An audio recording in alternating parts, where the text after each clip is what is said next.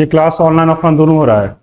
जो जो student online होंगे वो अपना जो भी क्वेरी होगा कमेंट बॉक्स में डाल दीजिएगा, ठीक है। तो क्वेश्चन है पहला, निम्न में से कौन सा एक वाणिज्यिक बैंक की साख सृजन शक्ति को प्रभावित नहीं करता है? ये पहले यूज करें। साख सृजन शक्ति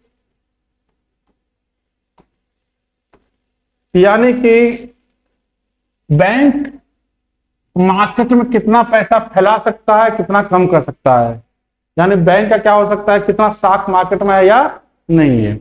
तो स्टेप बाय स्टेप आ जाते हैं।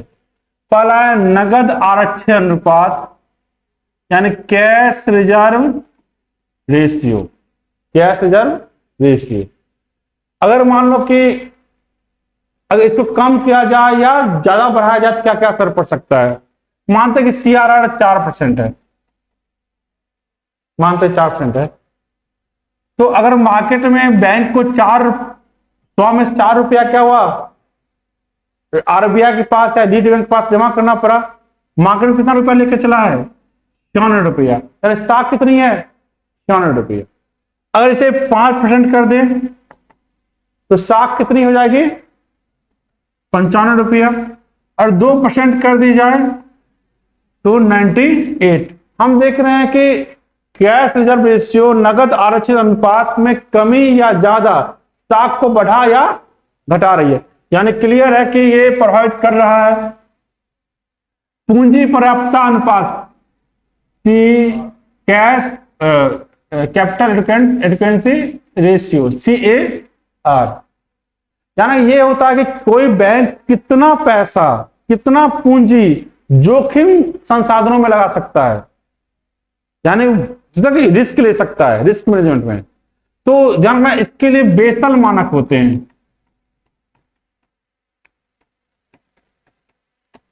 और भारत में वर्तमान में बेसल 3 चल रहा है, जो ऑलमोस्ट 10.5% के आसपास है, यानी कि कोई बैंक अपने 100 पूंजी में से 10.5 पूंजी को क्या हो सकता है, मार्केट में डाल सकता है, जोखिम उठा सकता है।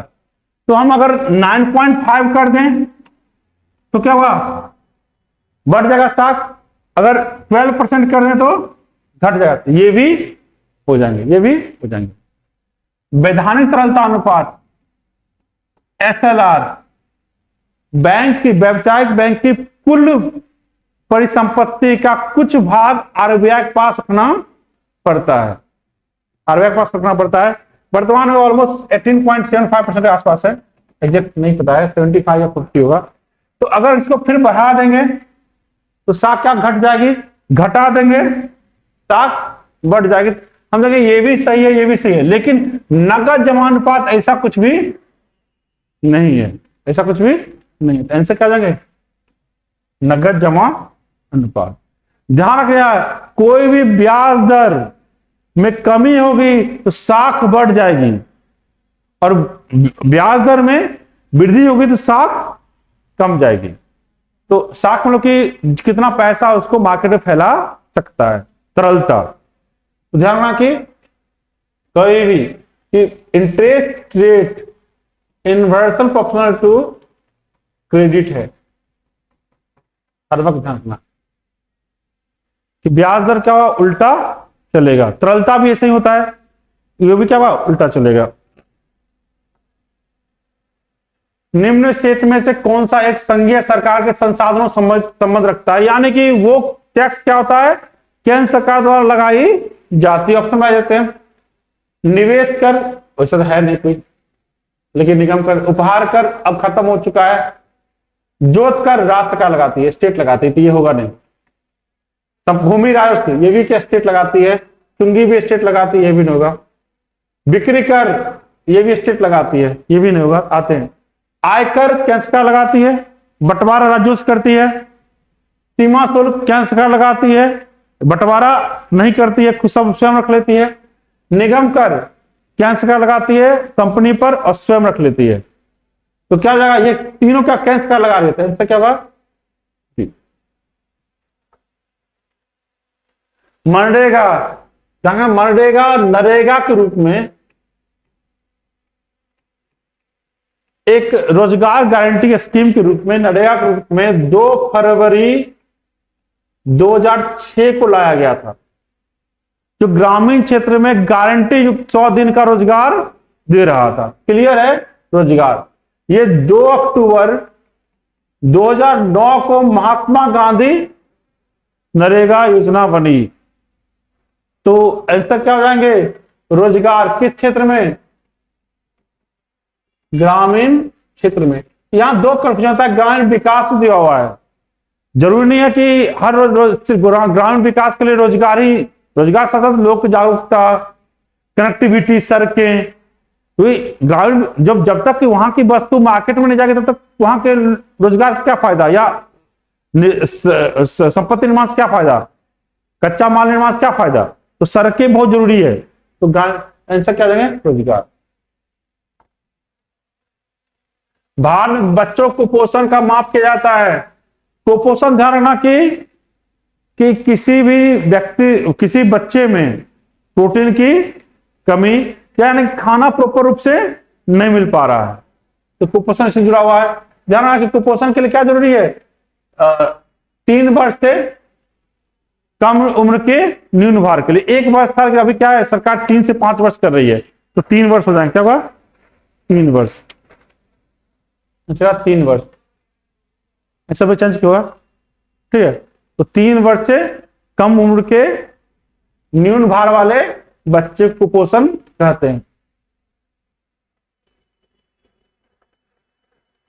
ठीक, इसको लिख लीजिएगा। Next, decision point. ये किताब किसका है? जॉर्ज डब्ल्यू बुश का अफगानिस्तान पर आक्रमण का जो डिसीजन लिया था उसके जुड़ा हुआ किताब है डिसीजन पॉइंट। ठीक है, आते हैं बिल क्लिंटन। बिल क्लिंटन का किताब का नाम माय लाइफ। माय लाइफ क्या है? बिल क्लिंटन किताब का नाम है।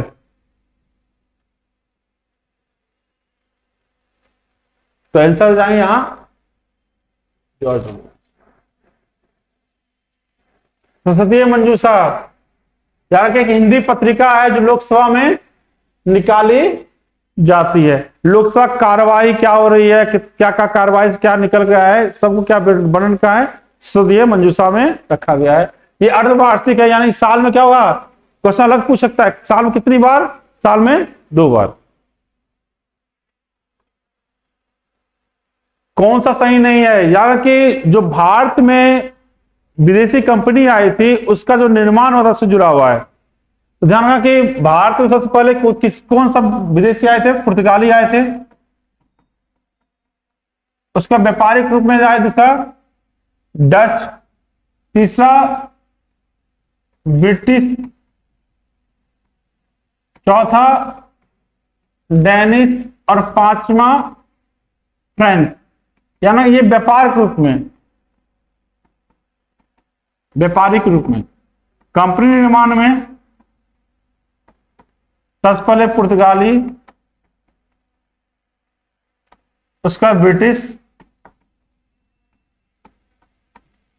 उसका डच, डेनिश और फ्रेंच। ये इनमें कौन सा सही नहीं है? तो चंद्रनगर फांसी बहुत पॉपुलर है।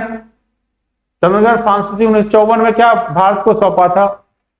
चिंसुरा डच से जुड़ा हुआ है और श्रीरामपुर डेनिश से जुड़ा हुआ है। तो श्रीरामपुर डेनिश से जुड़ा हुआ है, तो आंसर क्या हो जाएंगे? सही नहीं है, तो आंसर ए और सी हो जाएंगे। आंसर क्या है? ए और सी।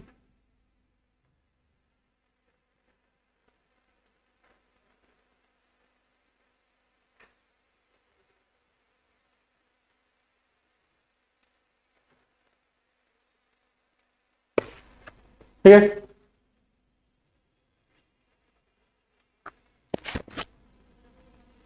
है फंस जाता है। कौन सा कर्नाटक एक्सलास अपेल की संधि के तहत समाप्त किया गया? मैंने बताया था कोड होता है कर्नाटक युद्ध का, है ना। प्रथम कर्नाटक युद्ध का एक्स ला सापेल, क्या ना कि ये युद्ध चालू हुआ था ऑस्ट्रेलिया के उत्तराधिकार युद्ध से, ठीक है। ये प्रथम कर्नाटक युद्ध का था। द्वितीय पांडिचेरी पांडिचेरी संधि, और तृतीय पेरिस की। आप देखिए, कभी याद रखने के लिए कोड हो जाएगा, कर्नाटक युद्ध में कभी भी घटते क्रम में है। शब्द क्या दिख रहे हैं आपको? घटते क्रम में दिख रहे हैं शब्द। शब्द आपको घटते क्रम में दिख रहे हैं, यानी कि सबसे बड़ा एक्स्ट्रा सपेल, उसके बाद पांडिचेरी, उसका क्या हुआ? पेरिस। क्या उसके बाद? पेरिस। तो प्रथम कर्नाटक युद्ध एक्स्ट्रा सपेल, दूसरा का पांडिचेरी। तो एक्स्ट्रा सपेल संधि कब हुई थी? 1748। उसके बाद 54 में क्या हुआ था? पांडिचेरी संधि और पेरिस 1763।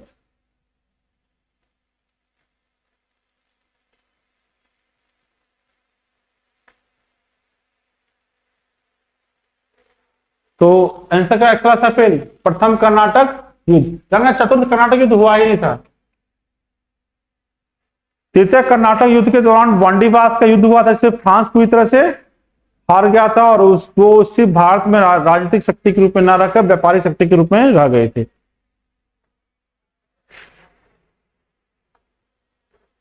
नेक्स्ट है कि अंग्रेज की शासन अवधि की गठित निम्न अकाल आयोग, यानी कौन सा अकाल आयोग था उससे जुड़ा हुआ है। ध्यान रखना कि सबसे पहला जो अकाल आयोग भारत में था वो था कैंपबेल का। कैंपबेल का था 1866 में। 1866 में कैंपबेल का था। दूसरा था 1879-90 स्ट्रेची लिटन ने 80 लिटन ने बनवाया था। 79-80 में स्ट्रेची आया वो लिटन ने। लॉयल 1896, लॉयल 1896, और मैकडोनाल्ड 1899। तो 4 अकाल आयोग थे। पहला कैंपबेल 1866 में, दूसरा स्ट्रेची 1879-80 में, लॉयल 1896 में, और मैकडोनाल्ड 1899 में। तो क्रोनोलॉजी वाइज आंसर हो जाएंगे डी। आंसर क्या होगा? डी होगा।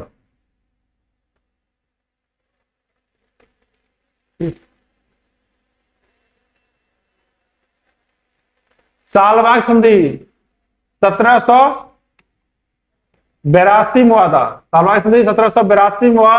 ये था प्रथम आंग्ल मराठा युद्ध। प्रथम आंग्ल मराठा युद्ध। प्रथम आंग्ल मैसूर युद्ध की संधि हुई थी मद्रास की संधि। तो आंग्ल मैसूर युद्ध में ध्यान रखा कि पहला मद्रास, दूसरा मंगलोर, तीसरा रंगपट्टनम,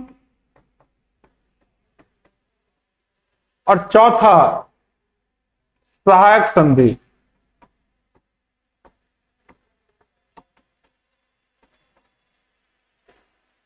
प्रथम आंग्ल मराठा युद्ध खत्म हुआ था सालबाग संधि से, वही द्वितीय आंग्ल मराठा युद्ध खत्म हुआ था बेसिंग संधि से, बसिंग संधि से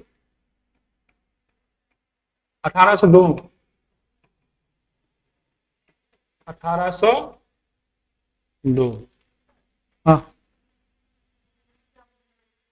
मैसूर में प्रथम का मद्रास, दूसरा का मंगलोर, रंगपट्टनम, चौथा का साकली। ये बढ़ते क्रम में। और कर्नाटक युद्ध में क्या था? घटते क्रम में। Extra supple, Pondicherry, Paris. और मैसूर में बढ़ते क्रम में। पहले 3 शब्द, पहले 4 शब्द, रंगपट्टनम ऑलमोस्ट 5 शब्द, और क्या हुआ? साक संधि। और द्वितीय आंग्ल मराठा युद्ध बसिंग संधि 1802। तो आंसर क्या हो जाएंगे? प्रथम आंग्ल मराठा युद्ध, सालबाग की संधि। ठीक है। कला साहित्य विज्ञान जनसेवा के क्षेत्र में असाधारण कार्य के लिए में कौन सा सर्वोच्च सम्मान दिया जाता है? भारत रत्न पुरस्कार। भारत रत्न पुरस्कार दिया जाता है। ध्यान रखना कि अब इसमें खेल भी जोड़ दिया गया है। सचिन तेंदुलकर को भारत रत्न मिलने के बाद क्या हुआ? इसमें खेल भी जोड़ दिया गया है, बाद में जोड़ा गया है। ज्ञानपीठ पुरस्कार साहित्य क्षेत्र में, मैक्सिम अवार्ड नेतृत्व क्षमता सामुदायिक भावना इस सेक्शन में है। नेहरू पुरस्कार तो खत्म हो गया। ऐसा क्या जाएंगे? भारत रत्न पुरस्कार। ऑस्कर पुरस्कार निम्न किस संस्था द्वारा प्रदान की जाती है? एकेडमी ऑफ आर्ट साइंस और मूवीज सेक्शन में।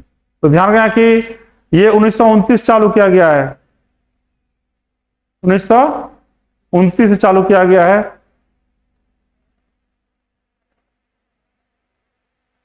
ठीक है, academy of motion picture arts and science 1929 शुरुआत हुई, 1929 से। पहला भारतीय से ऑस्कर अवार्ड मिला था भानु अथैया। जो लास्ट ऑस्कर हुआ है उस ऑस्कर में 2 भारतीयों को ऑस्कर अवार्ड मिला है। एक तो गाना के गाना आरआर के गाना नाटू नाटू के लिए, दूसरा एलिफेंट विस्पर्स के लिए। आंसर होगा डी। निम्न महापुरुष इतिहास जनक हेरोडोटस। इतिहास हेरोडोटस हो गए। पॉलिटिकल साइंस का अरस्तु, ज्योग्राफी का हिकेटियस, अर्थशास्त्र का एडम स्मिथ, जॉन वही होगा, एडम स्मिथ है, ठीक है। उसका देखिए सोशियोलॉजी का ये सब महत्वपूर्ण तो 4-5 थे। इसके बाद आता है कि बायोलॉजी का, संपूर्ण पूरे तो S2, संपूर्ण पूरे तो अरस्तु, ठीक है। Man and superman John Bernard Shaw का किताब है man and superman. William Shakespeare का बहुत सी किताब है, ठीक है। हैमलेट, मैकबेथ, ये सब क्या है? इसी के विलियम शेक्सपियर का है, ठीक है। तो आंसर क्या होगा? George Bernard Shaw. अशोकेतर काल में यानी अशोक के बाद काल में निर्मित कौन से मूर्ति निर्माण के लिए मूर्ति निर्माण के विद्यालय उन्नत हुए थे? मथुरा। सबसे पहला विद्यालय बना था गंधार, जो कुषाणों ने बनाया था, और कुषाणों कनिष्क ने दूसरा विद्यालय बनाया मथुरा में। तो मथुरा क्या हो जाएगा? दूसरा सेक्शन हो जाएगा। तो कहीं पूछे कि मूर्ति निर्माण का पहला विद्यालय वो गंधार था। गंधार क्या था? विदेशी मिक्स था, यूनानी प्लस हिंदुस्तानी। लेकिन मथुरा क्या था? पूरी तरह से क्या था? भारतीय था। मथुरा कला भारतीय था। सबसे पहले मूर्ति बनाई गई बुद्ध की, महात्मा बुद्ध की सबसे पहले मूर्ति बनाई गई है। गंधर्व है कहां? गंधार। कोई बहुत बड़ा अंतर नहीं, आकस्मिक था, आकस्मिक नहीं था। डिपेंड करता जगह क्या है, कहां से हो रहा है, ठीक है। कलिंग देश की राजधानी थी, कहां थी? तोसाली। तक्षशिला किसकी राजधानी थी? उत्तरापथ की। दक्षिणापथ की सुवर्णगिरी। और उज्जैन अवंती। ध्यान रखना कि तक्षशिला उत्तरापथ, दक्षिणापथ का तो सुवर्णगिरी, उज्जैन, अवंती, और कलिंग क्या हुआ? खाड़ी द्वीप समूह में क्या कहा था? अंडमान निकोबार द्वीप समूह, जहां ढेर सारे बंगाल खाड़ी में जो स्थित है, बंगाल के खाड़ी में स्थित है। तो लक्षद्वीप समूह ये अरब सागर में है। लक्षद्वीप भी अरब सागर में है। दीवा गार्सिया हिंद महासागर में है। तो आंसर क्या जाएंगे? अंडमान निकोबार द्वीप समूह, अरब सागर, अरब सागर। राजस्थान के माउंट आबू 5 सुंदर मंदिर, दिलवारा क्या है? दिलवारा का जैन मंदिर माउंट आबू पर्वत पर है। ठीक है। किस कैसे किसका? अरब सागर, अरब सागर। हाँ। किस शहर के सागर तट पर बंदरगाह नहीं है? सिडनी बंदरगाह है। साउथम्पटन इंग्लैंड में है, जहां की ये 2 बार ज्वार 2 बार भाटा आती है, 4 बार ज्वार क्या आते हैं कि दिन भर में आते हैं, 2 बार उत्तरी सागर से, 2 बार इंग्लिश चैनल से। मुंबई बंदरगाह पर है, लेकिन रोम क्या है? टाइबर नदी पर स्थित है। रोम कहां स्थित है? टाइबर नदी पर, जो बंदरगाह नहीं है।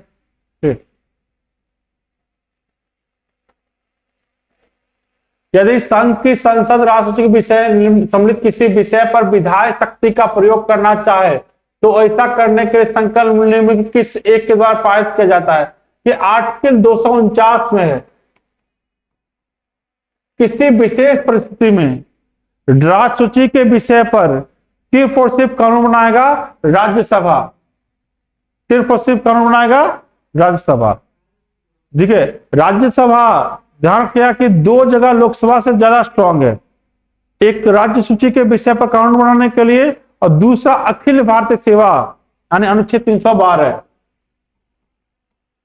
यहां भी क्या है? लोकसभा से बेहतर राज्यसभा है।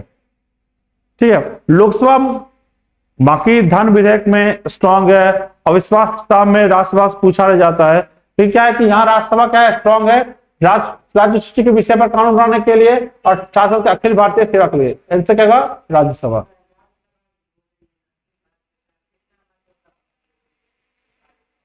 %50 +1 साधारण बहुमत +1। कोई भी तो राष्ट्रपति विषय पर 50% +1 से बन जाएगा। कोई महत्व नहीं, कोई मतलब नहीं। इसे तो क्वेश्चन बनाना, क्वेश्चन इसी कारण बना भी। और लोकसभा का महत्व रहता है तो लोकसभा क्या तब कोई क्वेश्चन बनता ही नहीं। देखो, जैसे लोकसभा का विघटन हो जाए, जैसे मान आपातकाल लागू है, राज्यसभा स्थायी सदन है, राज्यसभा स्थायी सदन है, लोकसभा विघटित हो जाए तो इसमें लोकसभा से कैसे पूछे? अगर रहता तो इंतजार करना पड़ता कि लोकसभा के गठन का। अगर इससे क्या हुआ? कानून रुक जाती, वरना रुक जाता। और चूंकि राज्य वाला बात है तो अध्यादेश भी लागू नहीं कर सकता राष्ट्रपति। ठीक है। तो फिर निम्नलिखित समिति रिपोर्ट में किस एक ने लोकपाल लोकायुक्त संस्था की स्थापना की सिफारिश की थी? गोरेवाला पर आते हैं। गोरेवाला रिपोर्ट यहाँ का कि 1951 में बना था। ये लोक प्रशासन जुड़ा हुआ है। यहाँ ये पहला आयोग था भारत का जो लोक प्रशासन जुड़ा हो। एपलबी समिति भी 1963 में बनी थी। ये भी क्या था? लोक प्रशासन से ही जुड़ा हुआ था। अशोक मेहता समिति पंचायत से संबंधित है, 1977-78 में बनी थी, जहां की द्विस्तरीय पंचायत की बात की गई। तो बचता क्या है? प्रत्यक्ष प्रशासनिक सुधार समिति। इसके अध्यक्ष कौन थे? मोरारजी देसाई। इन्होंने पहली बार लोकपाल संस्थाओं का जिक्र किया था। आंसर क्या जाएंगे? आंसर क्या था? अब ये 2 प्रशासनिक सुधार समिति बनी है, एक मोरारजी देसाई, दूसरा वीरप्पा मोइली। वीरप्पा मोइली।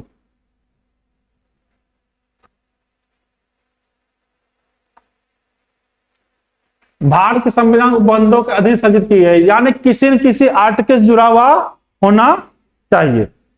राष्ट्रीय विकास परिषद किसी आर्टिकल से जुड़ा हुआ नहीं है। वित्त आयोग अनुच्छेद 280, जाति जनजाति आयोग 338 में जाति और 338A में जनजाति।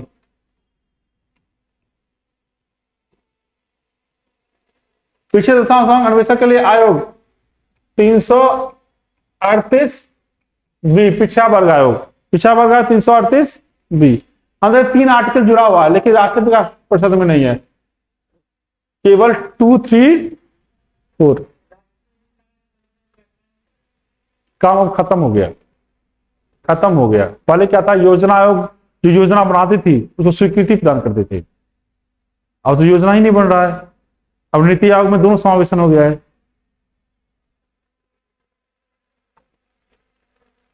कौन राज्यसभा के किसी सदस्य के उपसभापति होने के लिए चुनता है, तो उसको चुनते हैं राज्यसभा के सदस्य। ऐसा क्या हुआ, राज्यसभा। और सभापति पूछता तो संसद हो जाते, सभापति पूछता तो संसद हो जाते, उपसभापति उसके सदस्य ही चुनेंगे। ठीक है, कथनों विचार कीजिए। राष्ट्रीय महिला आयोग भारत के संविधान के एक संशोधन द्वारा सृजित की गई है। नहीं, कोई संशोधन किया नहीं गया है। राष्ट्रीय महिला आयोग के अध्यक्ष नियुक्ति संघ लोक राष्ट्रपति करते हैं। इसके तरह होती है नहीं होती, लेकिन भारत के राष्ट्रपति करते हैं, केवल 2। राष्ट्रीय महिला आयोग का निर्माण कब किया गया है? राष्ट्रीय महिला आयोग का निर्माण 1992 में। क्या है, 1992 में। अभी ये कौन अध्यक्ष है उसके? रेखा शर्मा। रेखा शर्मा अभी अध्यक्ष है। कार्यकाल 3 साल का होता है, कार्यकाल 3 साल का होता है। 6 सदस्य होते हैं, 1+5, 6 सदस्य होते हैं। ठीक है, नागरिकों के अधिकार की रक्षा के लिए अबुट्समैन सबसे पहले स्वीडन में लाया गया था, सबसे पहले स्वीडन में लाया गया था। हाँ, लोकपाल। अबुट्समैन मतलब होता है कि ऐसी संस्था जो जनता चुनकर भेजती है उसको नियंत्रित कर सके, उसके आर्थिक क्रियाकलाप को नियंत्रित कर सके। हाँ, स्वीडन।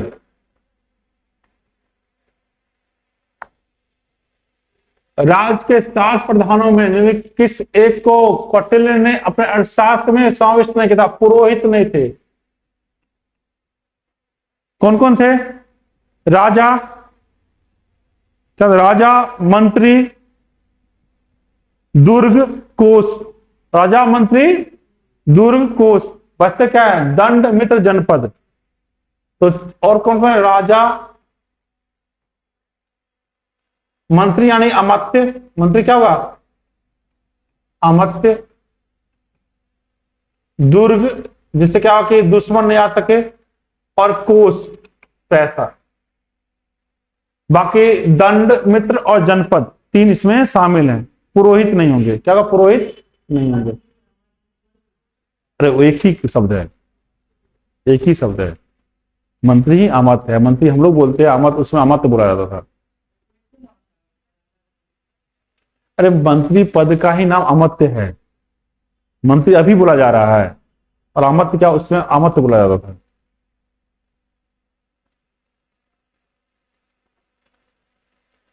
किसने भारत जिला कलेक्टर 1772 ईस्वी में, 1772 शब्द आ रहा है तो क्या होगा? वारन हेस्टिंगर। क्योंकि उस समय सिविल मामला और पुलिस मामले दोनों जुड़े हुए थे जिला कलेक्टर से, तो उससे 2 भाग बनाया गया कॉर्नवालिस ने। सिविल सेवा को अलग किया गया। तो सिविल सेवा का जनक कौन है? कॉर्नवालिस। ठीक है, पर दोनों मिक्स था।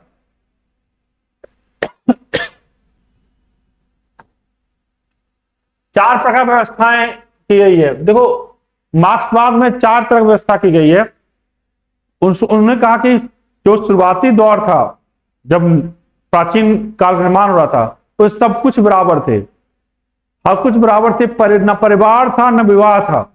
उसे कहा गया आदिम साम्यवाद। पहला जो दौर था वो था आदिम साम्यवाद का, जहां कहते हैं हर आदमी बराबर है। फिर जो ताकतवर हुए उन्होंने क्या किया? गुलाम बनाना चालू किया। तो क्या हुआ? दासता चालू हुआ। इसमें जो ताकतवर थे उन लोगों को गुलाम बनाना चालू किया। इस गुलाम धीरे धीरे आर्थिक युद्ध चालू हुआ, तो उन्होंने क्या किया कि जमींदारी व्यवस्था लाई, यानी एक क्षेत्र पर कब्जा करना चालू किए। फिर उस पर क्या काम करवाते थे। तो आया सामंतवाद। फिर चौथा शब्द तो उसी में क्या, जब औद्योगिक क्रांति हुई, जब उद्योग का निर्माण हुआ, तो एक वह पूंजीपति हुए और एक वह मजदूर, तो क्या कहलाया, पूंजीवाद। इतिहास का क्या है, 4 काल है। पहला, जहां हर कुछ बराबर था, समानता थी, ना विवाह था ना परिवार था। ऐसा जो ताकतवर हुए उन्होंने लोगों को गुलाम बनाना चालू किया, और तो दासता चालू हुआ। उसके बाद क्षेत्र विशेष पर कब्जा चालू हुआ, सामंतवाद। और लास्ट में क्या हुआ, आर्थिक युग यानी कि पूंजीवाद। तो मार्क्स कहना था कि पूंजी मजदूर एक होंगे, एकजुट होंगे और क्या करेंगे, पूंजीवाद को खत्म कर देंगे, लाएंगे समाजवाद और साम्यवाद। तो 5वां चरण क्या होता, साम्यवाद। लेकिन वो हुआ नहीं। इससे क्या हुआ, 4 2 3 1।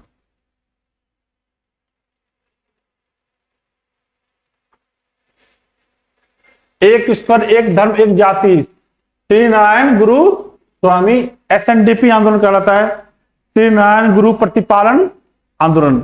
एक ईश्वर है, कि बहु ईश्वरवाद को का विरोध किया था। ज्योतिराव फुल्ले किस जुड़े, सत्यशोधक समाज।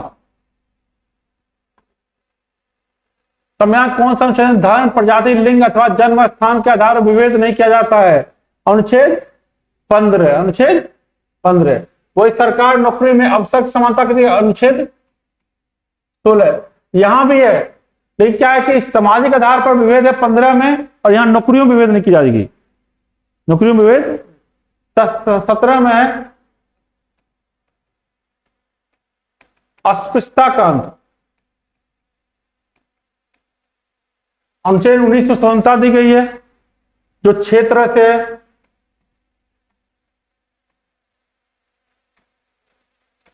ए में अभिव्यक्ति की,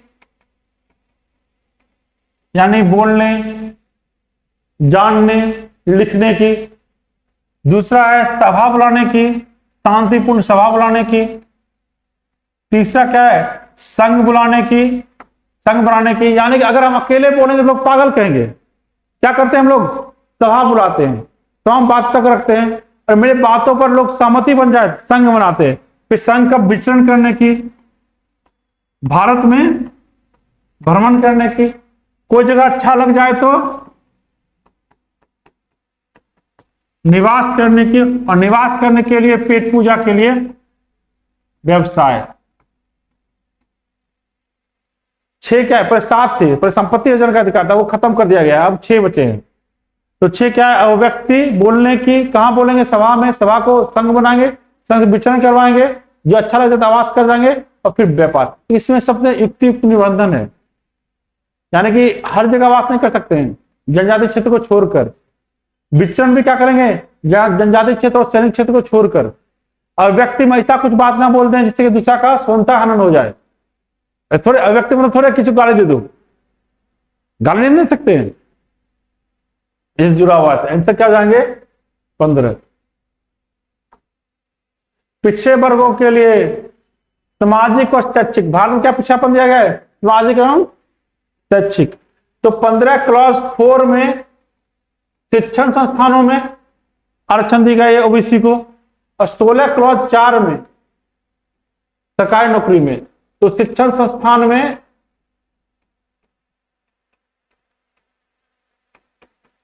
15 क्लॉज 16 में नौकरियों।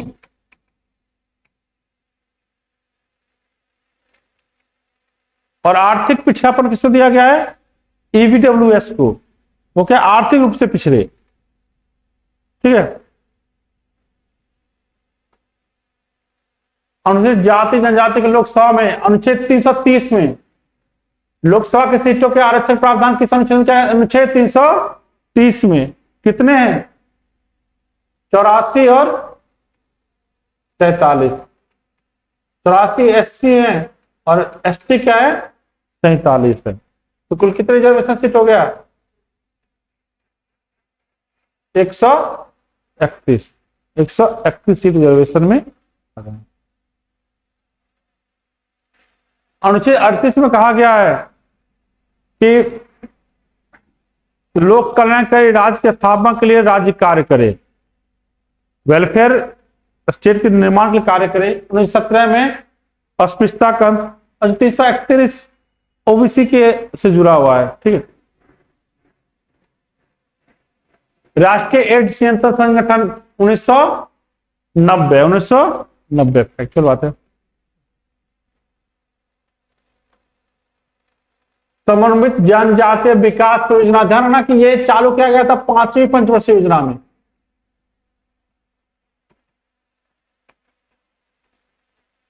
अगर 5वीं पंचवर्षीय योजना है तो 5वीं पंचवर्षीय योजना काल क्या था? 1974 से 78।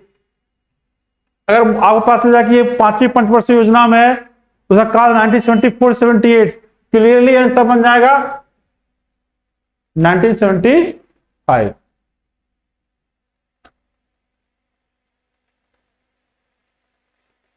ठीक है, तो आपको ये देखना है कि उसे और कभी का क्वेश्चन पूछ देता है, समन्वित विकास कार्यक्रम किस पंचवर्षीय योजना में लाया गया था? 5वीं में लाया गया था। जहां 5वीं पंचवर्षीय योजना 4 साल का ही चला है, उसको 1 साल पहले समाप्त कर दी गई। घाटे की वित्त व्यवस्था, तो सरकार का खर्च ज्यादा हो रहा है, आमदनी कम हो रही है, तो क्या होगा? सरकारी व्यय माइनस राजस्व प्राप्ति। खर्च ज्यादा हो रहा है और प्राप्ति क्या हो रही है? कम हो रही है। वैसे तो होना चाहिए था कि सार्वजनिक व्यय माइनस सार्वजनिक आय, लेकिन उतना डिटेल नहीं दिया है, तो इसको ऑप्शन वाइज देखते हैं तो हो जाएगा। इसको कैसे पाटेंगे? निर्यात को बढ़ाकर, आयात को कम करके, रुपये छाप कर, लास्ट है, लास्ट ऑप्शन क्या है? रुपये छाप। भारत की पंचवर्षीय योजना बनाने की जिम्मेदारी किसकी है? देखो, खाद्य परियोजना आयोग का अब नीति आयोग, अब क्या है? नीति आयोग, लेकिन पंचवर्षीय योजना नहीं बना रही है, ये बना रही है 3, 7 और 15 साल की रूपरेखा, विजन, फ्रेमवर्क और रोड मैप इस टाइप तैयार कर रही है। तो लेकिन ऑप्शन वाइज देखें तो नीति, जीएनपी और एनपी ग्रॉस से नेट में, ध्यान रखिए अभी कुछ भी आप अगर ग्रॉस कर रहा है, जी कर रहा है, यानी यहां जीडीपी हो चाहे जीएनपी हो, और इसको बनाना है नेट में, या जीडीपी हो चाहे जीएनपी हो, तो माइनस क्या होगा? मूल्य ह्रास, माइनस मूल्य, तो जीडीपी माइनस मूल्य ह्रास एनडीपी, और जीएनपी माइनस मूल्य ह्रास एनपी, चाहे जीडीपी हो चाहे कुछ भी हो। और अगर डोमेस्टिक को, यानी जीडीपी या एनडीपी को नेशनल में बदलना है, यानी कि जीएनपी या एनएनपी, तो क्या होगा? Plus NFIA, net factor income, यही एक्स माइनस एम होता है। एनएफआईए एक्स माइनस एम होता है। तो यहां पूछ रहा है आपको जीडीपी क्या होगा? पूंजी अवमूल्यन के समान, जो मूल्य ह्रास हो रहा है, पूंजी में कमी हो रही है, उसके समान।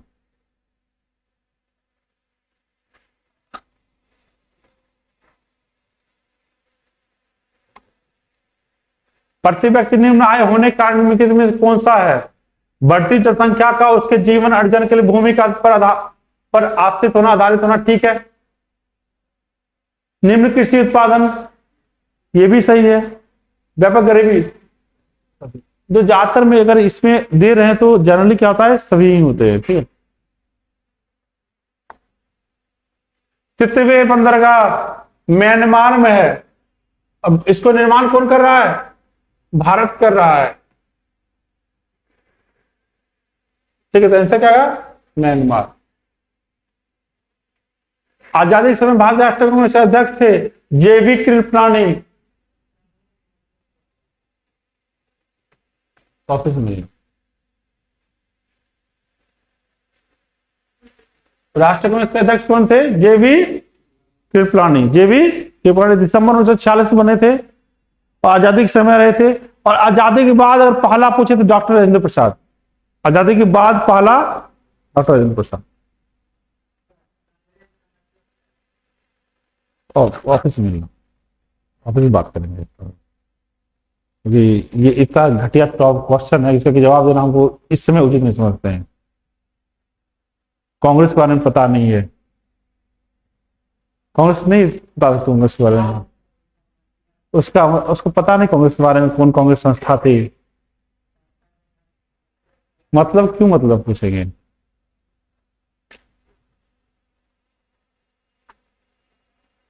सत्यशोधक समाज की स्थापना किस प्रकार की गई? ज्योतिबा फुल्ले के द्वारा की गई थी, ज्योतिबा फुल्ले के द्वारा की गई थी। देश प्रेम धर्म और धर्म भाग प्रति प्रेम है, बंकिम चंद्र चटर्जी द्वारा। ऑलमोस्ट वंदे मातरम क्या है, मीनिंग भी यही है, ठीक है। अब साइंस हो गया, चलो ठीक है। तो एक आगे है क्वेश्चन, जब कुछ मांग की आपूर्ति की अपेक्षा अधिक हो जाए, मांग क्या हो रहा है कि ज्यादा हो रहा है, डिमांड क्या है जी, और डिमांड ज्यादा है और सप्लाई क्या है, कम है। समझो, डिमांड ज्यादा हो रहा है, सप्लाई कम हो रहा है, तो वस्तु कीमत क्या होगी? बढ़ जाएगी, वस्तु कीमत बढ़ जाएगी। वस्तु कीमत बढ़ जाएगी तो क्या होगा? तो आपूर्तिकर्ता का लाभ होगा।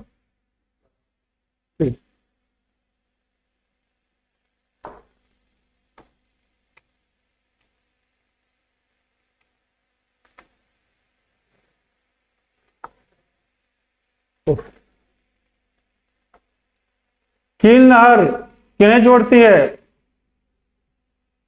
उत्तरी सागर को बाल्टिक को, बाल्टिक को लग जाएगा कि ये सबसे ज्यादा व्यस्तम नहर है, सबसे व्यस्तम।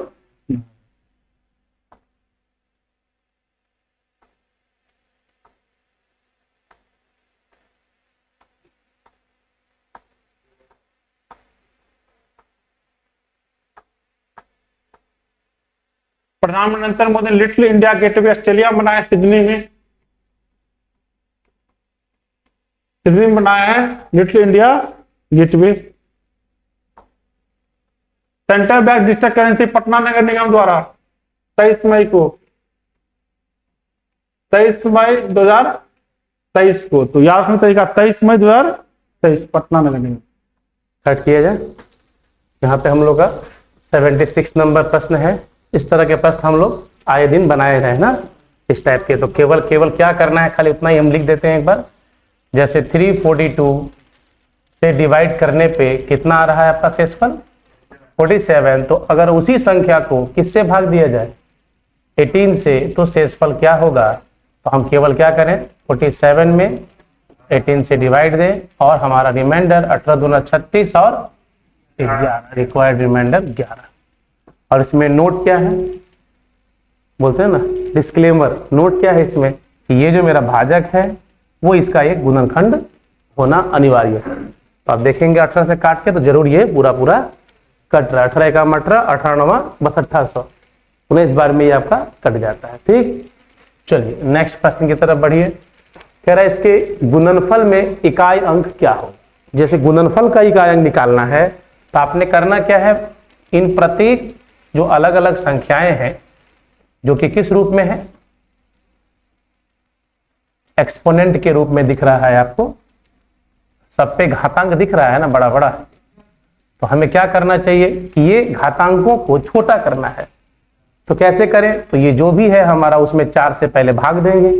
जैसे ही भाग देंगे तो छोटा होगी, कितना बन जाएगा वो 13 चौके 52 और 14 चौके 56, यानी 1 बचेगा। फिर इसको यदि ये तो हम देख रहे हैं 6 है, तो 6 तो कभी चेंज ही नहीं होता, डायरेक्ट 6 लिख देंगे इसको हम लोग। और 7 के पावर में जब भाग दे रहे हैं तो कितना 3 बच रहा है, तो 7 का पावर 3।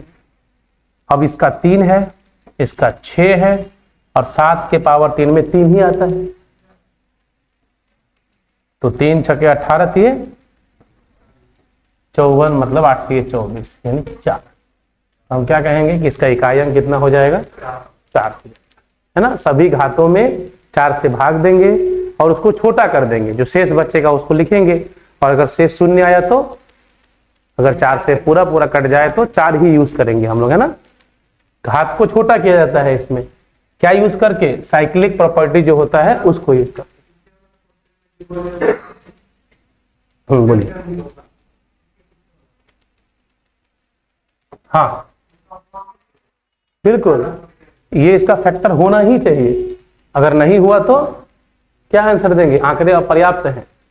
जैसे आप इसी सवाल में कह दिया कि मानिए 8 से कटने वाला सवाल पूछ दिया कि 8 से भाग देने में क्या शेष बचेगा, तो आप ये नहीं करेंगे कि 8 से भाग दे देते हैं सीधा इसमें। अब पहले देखेंगे कि 8 इसका एक गुणनखंड है या नहीं। 8 चौका 32, 2 नहीं है गुणनखंड, यानी यहाँ जवाब क्या देना होगा, आंकड़े अपर्याप्त है या ज्ञात नहीं किया जा सकता है, ज्ञात नहीं किया जा सकता। ठीक, तो ऑप्शन जो होता है ना चौथा वाला, ज्ञात नहीं कर सकते, उसको लेना है। अब फैक्टर होगा तो भाग देना है। आइए, ये सब तो पैटर्न पे दिख जाता है आपको, क्या पैटर्न है। तो बस पहले 2 को सॉल्व करिए खाली, तो क्या दिखिएगा, पहला वाला 2/3 और जस्ट बाद वाला 3/4 दिख गया, कौन कटने वाला है सो। और लास्ट का देख लीजिए क्या बचने वाला है, n-1/n। तो कट कौन रहा है, ये वाला, ये कट जाएगा, मतलब ये भी कटेगा, तो खाली बचेगा कौन, 2/n। ये आपका आंसर हो जाएगा, कौन सा, डी, है ना। इसमें हमेशा इतना करके देख लीजिए कि कौन सा कट रहा है, ऊपर वाला या नीचे वाला। अगर बीच में प्लस साइन होता तो तब ये पलट जाता, तब ऊपर क्या आता, ये 4/3 आ जाता, तब आपका ऊपरे वाला कट जाता और नीचे वाला रह जाता था। आंसर क्या आता है, n-1/3 n-1/3 हो जाता। खाली बीच में क्या साइन आ जाए, प्लस। तो याद थोड़ी करना है इसको, मैंने इसलिए कहा याद मत कीजिए, याद करने के लिए बहुत कुछ है, जीके जीएस है ना। तो मैथ में इतना याद नहीं रखना है, जबकि हम लोग क्या देखते हैं कि जल्दी बनाने के चक्कर में हम लोग खाली यादें रखते हैं। प्रेशर कौन लेगा इतना एग्जाम में कि हर चीज हम याद करें। ये एक सिंप्लीफिकेशन का एक बहुत ही छोटा सा अलग सा एक भाग है ना जी, इसको भी हम रटें नहीं। हम जानते हैं कि इस तरह के सवाल में पैटर्न जरूर होगा। पैटर्न होगा मतलब पहला 2 को देख लेंगे सॉल्व करके कि कौन कटा है। तो देखा मैंने कि इसका जो अंश है वो कट गया, मतलब मेरा पहले वाले का हर बचेगा और आखिरी वाले का कौन, सॉरी, पहले वाले का अंश बचेगा और आखिरी वाले का हर बच जाएगा। हो गया, यही करना है। प्लस साइन होगा तो वही चीज पलट जाना है। निम्नलिखित में से अवरोही क्रम में कौन सी संख्याएं हैं, सब तो वही है संख्याएं, तीनों तो वही तीनों है, कौन कौन, 3/5 और 7/9 और कौन 6/7। सब में संख्या यही सब है। इनका कौन सा क्रम पूछ रहा है आपसे, अवरोही क्रम, मतलब घटता क्रम। अवरोही मतलब होता है घटता। तो जरा आप देखिए तो कि इसका डिफरेंस 2 है, इसका भी डिफरेंस 2 है, यहां पे 1 का डिफरेंस है। तो आसानी से इसको 2 का डिफरेंस बना सकते हैं। किससे गुना करना होगा, खाली ऊपर नीचे 2 से। तो कितना का हो जाएगा ये, 12/14। यानी अब सब में कितने का अंतर हो गया। तो जब क्या होता है कि भिन्न कैसे हो, उचित भिन्न हो। उचित भिन्न का मतलब समझते हैं, जिसका न्यूमरेटर क्या होना चाहिए, न्यूमरेटर डिनोमिनेटर से छोटा होना चाहिए, है ना। वह भिन्न जिनका अंश हर से छोटा होता है उसे क्या कहा जाता है, उचित भिन्न। वैसे भिन्न अगर हो और सबका अंतर सेम हो, सबका अंतर सेम हो, तो उनका जो क्रम होता है या उनका जो मान होता है वो उसके किसके अंश के हिसाब से ही बढ़ता या घटता है। तो अब क्या सबसे बड़ा कौन सा होगा आपका, 12/14, सबसे छोटा 3/5। मतलब जो क्रम हम लिखे हैं वो बढ़ता क्रम है। तो आपसे घटता क्रम पूछा है तो पहले किसको लिखिएगा, 12/14 सबसे पहले आएगा, उसके बाद 7/9 और उसके बाद 3/5। अब इसके बदले जो भी भिन्न है वो यूज कर लीजिए, 6/7। कौन सा आ जाएगा आंसर, डी। और तरीका क्या है, भाग देके दशमलव संख्या में बदल दीजिए उसको, है ना, उससे भी बना सकते हैं। जैसे भाग देंगे तो इसका वैल्यू कितना आ जाएगा। ये सब तो कई तरीके हैं। इसका वैल्यू लिखेंगे 0.6, इसका लिखे तो 9×7 = 63, 7 पे रेकरिंग आ जाएगा ना, बार बार 7 आएगा। और इसका अगर करते तो 6/7 था, तो 7 8 56, साफ साफ दिख रहा है सबसे बड़ा कौन है, वही है। तो इससे भी लोग बनाते हैं, नहीं समझे बात। जब आसान सवाल हो तो हर नियम बेहतर हो जाता है, और वही जब मुश्किल सवाल थोड़ा सा होता है, तो जैसे कि इसी का बड़ा बड़ा होता अंश और हर, तब तो भाग देने वहां एलसीएम भी यूज करते हैं। क्योंकि क्लास 6 7 में हम लोग क्या देखते थे कि यदि एलसीएम निकालना आसान है तो आप क्या निकाल लीजिए, एलसीएम ही निकालिए। एक्चुअली इतना नियम क्यों सीखना पड़ता है, क्योंकि सवाल का पैटर्न जब बदलता है ना तो रूल भी बदलना पड़ता है, और नहीं बदलिएगा तो क्या होगा, आपको समय ज्यादा लग जाएगा। बनना तो है ही, एलसीएम से ही सब बनेगा, लेकिन कभी कभी क्या होता है कि बाप एलसीएम निकाल के बहुत समय लग रहा है, तो इसीलिए नियम बदलना पड़ता है। ऊपर कुछ था क्या, क्या है, 3 डिवाइडेड बाय 2√5 और माइनस 0.48। अब इसमें आपको √5 का मान दिया हुआ है, तो आराम से क्या करेंगे, √5 का मान इसमें रख लेंगे, क्योंकि और कुछ करने लायक दिया नहीं, छोड़ा नहीं है ये। मान लीजिए कि कुछ करने लायक छोड़ता तब ना कुछ करते, रेशनलाइज करते, कुछ करते। डायरेक्ट हमें क्या करना है, इसमें वैल्यू ही रख देना है।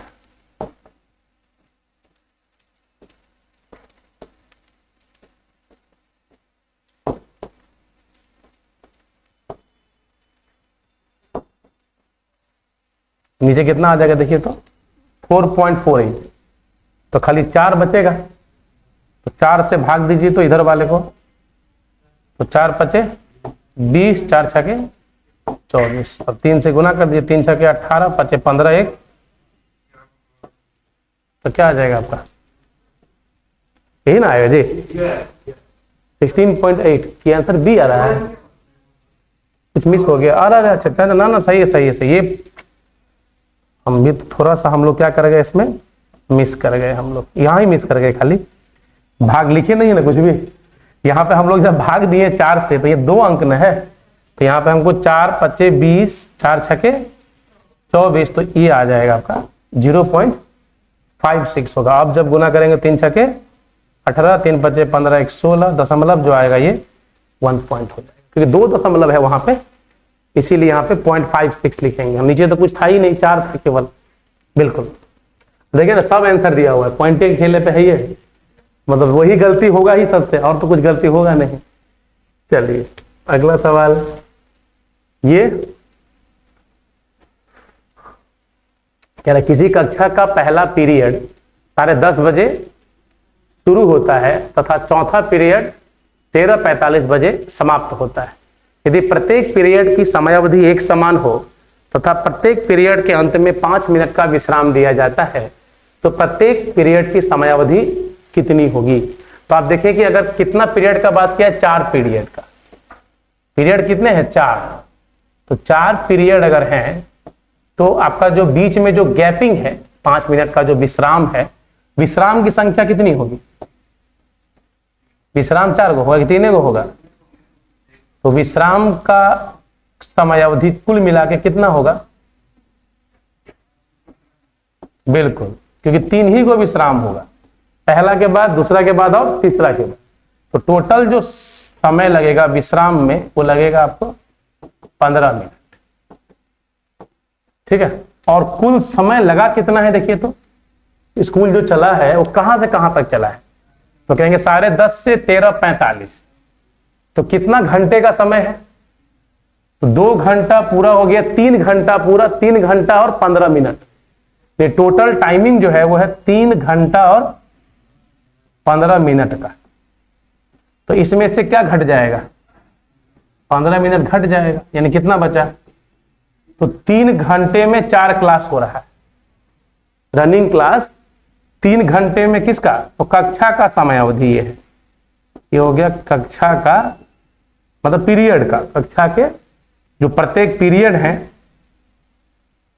कक्षा का कहेंगे तो 3 घंटा 15 मिनट होगा, और हम बोलेंगे किसका, प्रत्येक पीरियड का, ये हिंदी में प्रत्येक पीरियड का समय अवधि कुल कक्षा का माइनस विश्राम 3 घंटा और बट्टा में बटा क्या करिएगा 4, 75, 45, क्योंकि ये कितना होता है 180, तो 3 गुना 60 बटे में कितना मिनट, यानी कितना आ जाएगा, हम लोग 45, 75% दिख रहा होगा, वो नहीं करना है। 3/4 का मतलब कि हर एक कक्षा में कितना प्रतिशत समय लिया जा रहा है, तो 75%, तो कितना मिनट होगा 3/4 घंटे का मतलब 45 मिनट। आ गया आंसर जी। इसमें क्या था, रीजनिंग था, ये भले ही गणित में है।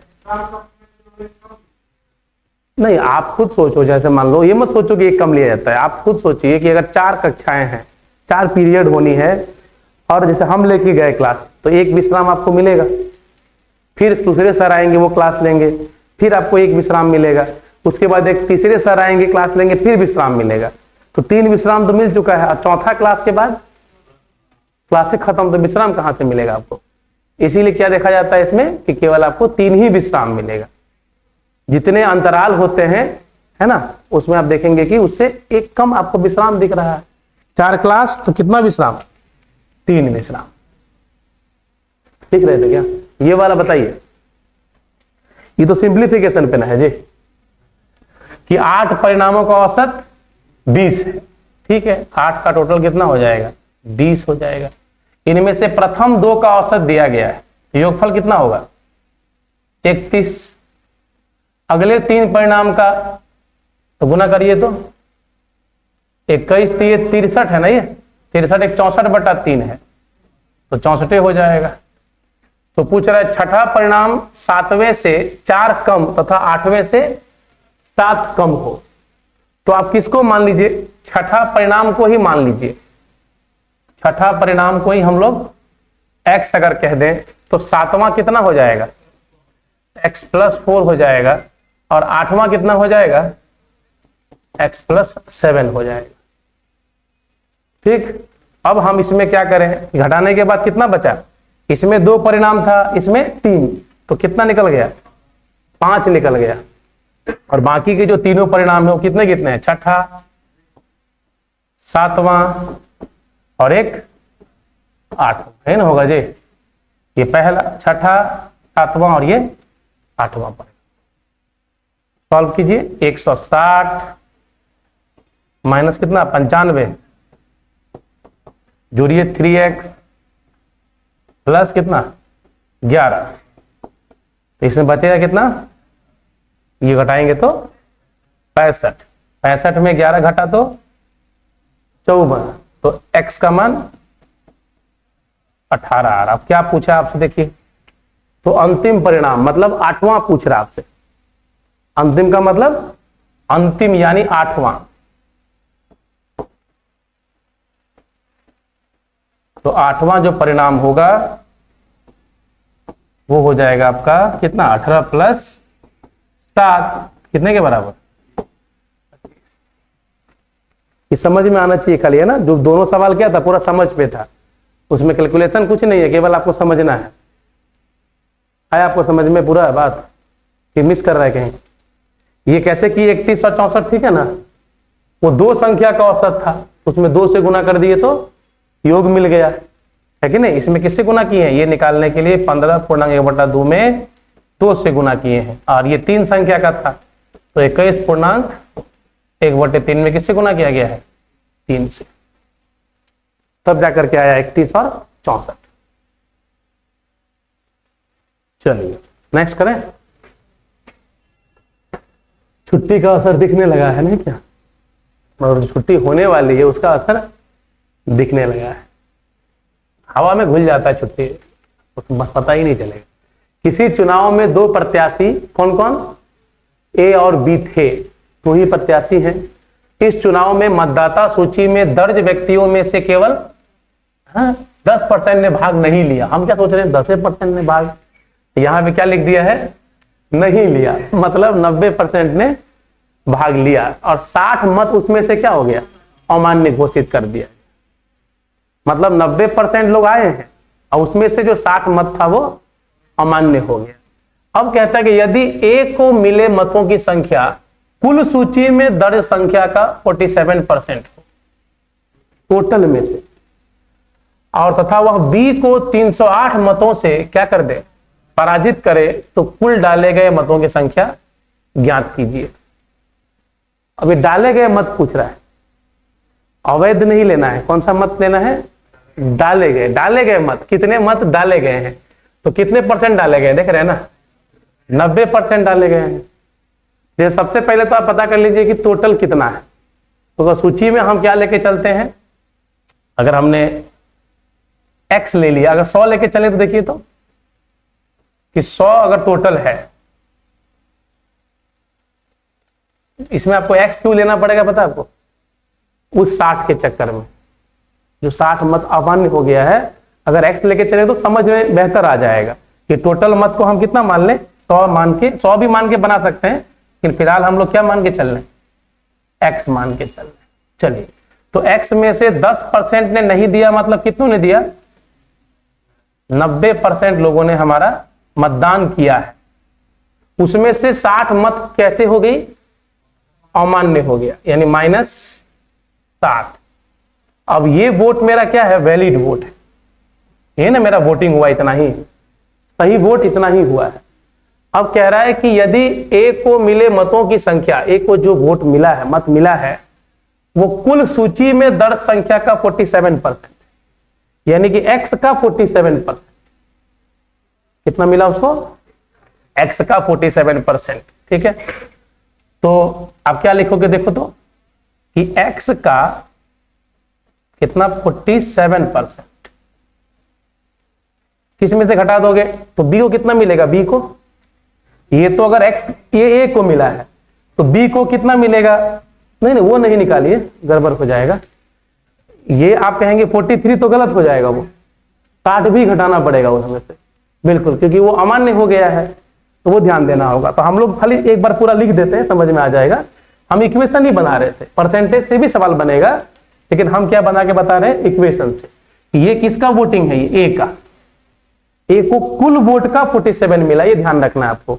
उसके बाद तो बी को कितना मिला होगा, तो इसमें से जब ये घटा देंगे, वही ना बी का हिस्सा होगा जी। तो हम लोग अगर कहते हैं कि बी का हिस्सा कितना है, तो हम लोग कहेंगे कि इससे कितना कम है, तो वह बी को 308 मतों से पराजित कर दिया है। तो देखिए बी का हिस्सा क्या होगा, x के 47% से कितना कितना कम, बोलेंगे -308। ये किसका हिस्सा हो जाएगा? ये बी का हिस्सा हो गया। समझने के लिए हम बता रहे हैं पहले कि ये ए का हिस्सा और ये बी का, और दोनों मिलाए कितना होना चाहिए? यही वाला आपका कितना, तो टोटल जो वोट वैलिड है वो x का 90%, और फिर उसमें, तो एक्चुअली में ये क्वेश्चन है आपका, लेकिन हम लोग x मान के चले हैं तो इतना बता रहे हैं। इसमें से ये घटा दीजिए, किसका हिस्सा होगा? बी का हिस्सा होगा। और दोनों के हिस्से में कितने का अंतर था? 308। और यदि वो 60 मिलता उसको तो तब अंतर और घट जाता, तब अंतर जो है वो और घट जाता। चलिए आइए अब समझ में, ये तो मैंने पूरा कर दिया। अब जरा सॉल्व करें तो क्या होगा, देखिए तो जरा, ये 308 को उधर भेज दीजिए, एक लाइन में आंसर आना है। फिर ध्यान से देखिए इसको, ये किधर आ जाएगा? ये इस तरफ आएगा, तो -43 होगा। ये 90 इधर आ रहा है, इधर, तो ये 47 है और ये कितना है? 90 है। जोड़िए ना दोनों को, 47 कितना हुआ? 94। 94 - 90 4, एक ही बार में लिख दें 4 बस। अब बराबर कितने के? तो 308 में कितना घटाइएगा? 60, तो कितना आ जाएगा? घटाइए ना, 248। जितना लिखे हैं उतना काम का थोड़ी है सब, उसमें तो केवल समझने के लिए लिखा गया है। अब काट दीजिए, x का मान आ गया, तो x बराबर कहेंगे 4 से 6 2, तो 6200 आपका आंसर तो नहीं है। ये तो हो गया टोटल कितने सूचीबद्ध थे लोग, कि 6200 लोग क्या थे वहां पे, वोट देने के लिए थे। लेकिन सवाल क्या पूछा गया है? डाले गए मत। तो कितना मत डाला गया है? केवल 90% डाला गया है। तो डाले गए मत कितने होंगे? नियम से आंसर ये होना चाहिए, अब जो दिया हो आंसर 62 कितना परसेंट? 90%। निकालिए। 9 दूना 18, 9 छके 54 और एक आंसर नहीं ना है, मतलब 6200 दे दिया होगा। आंसर 6200 ने दिया है, तो उसका आंसर कब होता वो? जब कहता कि कुल सूचीबद्ध है ना, इस चुनाव के मतदाता सूची में कितने लोग हैं उसकी संख्या बताइए। मत तो डाला गया 10% कम ना जी, तो आंसर क्या होना चाहिए? 5580। अब इस चीज को जब आप समझ गए हैं तो इसको जरा सोच के देखिए कि वास्तव में अगर हम लोग 100 मान के चलते, जो शुरू में चल रहे, जो आप भी कह रहे हैं, वो क्या होता? सवाल को इजी कर देता। आप इजी मतलब समझ जब आ गया तब ये नहीं सोचिएगा कि सर क्वेश्चन इजी हो जाता, वो तभी इजी होता जब हट गया क्या कुछ नहीं। ठीक,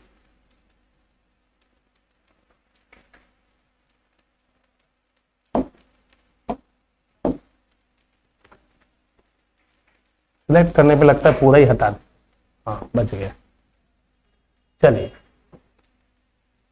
अब हम लोग अगर क्या लेके चलते हैं इसमें? 100 लेके अगर चलते हैं तो 100 हो गया टोटल। इसमें से 90 क्या हुआ है? वोट दिया गया है।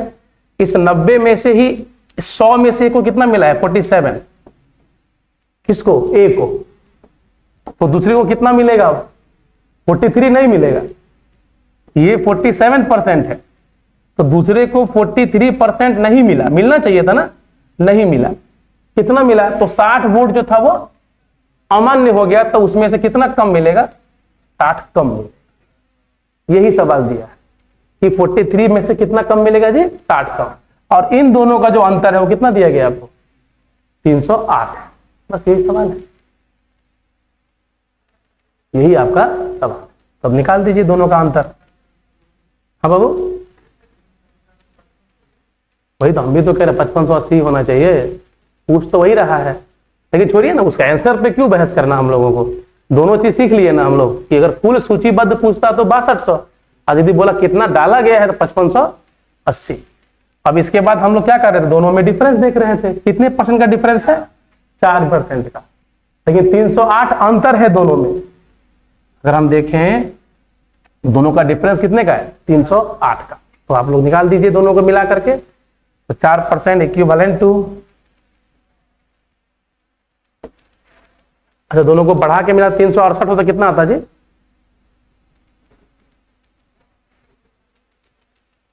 ना, हाँ घटा ही लेंगे। हाँ हाँ 90%, 10 नहीं 9/10 है। 90/100 लिखेंगे। कितना लिखेंगे? 90/100। ये जो 43 बचा है बाबू, इसी में कौन घुसा हुआ है? इसी में 60 घुसा हुआ है आपका। तो जब दोनों का डिफरेंस करेंगे ना तो ये प्लस हो जाएगा, ये तो 60 जाएगा उधर जाके वो माइनस हो जाएगा। ये समझिएगा बात को कि दोनों में अंतर करना है। अंतर कर रहे हैं तो ये माइनस माइनस प्लस, तो 60 उधर जाएगा तो क्या हो जाएगा हमारा? 308 में 60 क्या होगा? घट जाएगा। यानी कि वही तो 1% जो निकाले थे सेम चीज कितने के बराबर? भाग देंगे 4 से ना जी।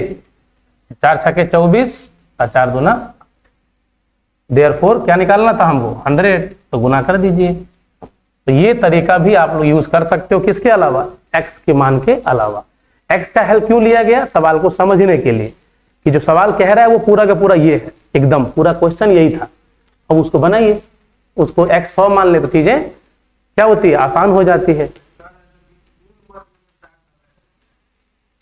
कुल में से नहीं, कहीं पर भी 60 मत उसमें जितना पड़ा है, प्रतिशत में थोड़ी दिया है वो तो संख्या में है।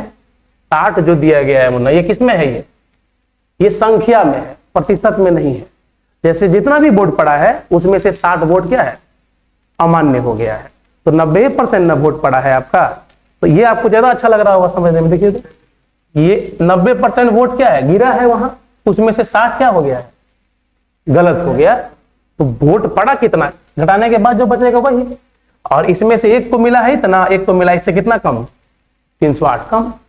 हमको लगता है कि ज्यादा समझ में आता है ये चीज ये ए का हो गया और ये बी का, और ये कितना एक्चुअल में इतना वोट वैध हुआ है, तभी ना एक्स मान के बताए हैं कि आपको सवाल को रिलेट कर पाए आप, और तब तो नहीं तो इससे भी बन रहा है आंसर। तो अगर एग्जाम में जाइएगा तो आप यही ना प्रिफर कीजिएगा सर तुरंत हो गया इससे, है कि नहीं। आप कहीं डाउट में है तो बोलिए, कोई बात नहीं है। बोलिए।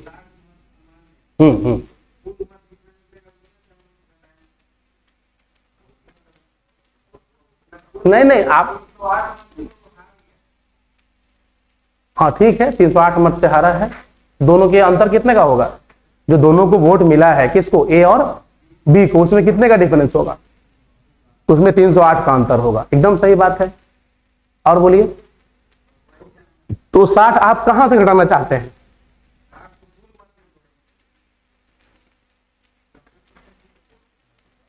देखिए हम बताते हैं, आपका वोटिंग कितना हुआ है पहले ही बताइए। वोटिंग 100 लोग गए थे, मतलब सूची में कितने लोग हैं 100, लेकिन वोट कितना लोग किया है, तो उसी में से ना 60 है जी। 90 में से ना 60, जो 90% लोग वोट दिए हैं उसमें से 60 वोट क्या हो गया, अमान्य हो गया। तो मान्य वोट कितना होगा, जो वैलिड वोट होगा वो कितना होगा, 90% जो वोटिंग हुआ है उसमें से 60 हटा देंगे, यही वोट मेरा क्या हुआ, मान्य हो गया। और उसमें से इसमें 2 आदमी में बटा है, किसमें किसमें, ए और बी में, और इन दोनों का डिफरेंस कितना दिया गया, 308 का। तो इसीलिए ए का हिस्सा मेरा कितना था, तो सवाल बता दिया था कि ए को कितना मिला है, तो मतों की कुल सूची में जितने लोग हैं उसका 47%। इस सवाल में कंफ्यूज करने के लिए किया है, ये नहीं कि इसका 90 ना, वो किसका 90, तो एक्स का 47%। तो दूसरे को कितना मिलेगा, उससे 308 कम मिलेगा, उससे 308 कम मिलेगा। ठीक है, आइए ये वाला बताइए।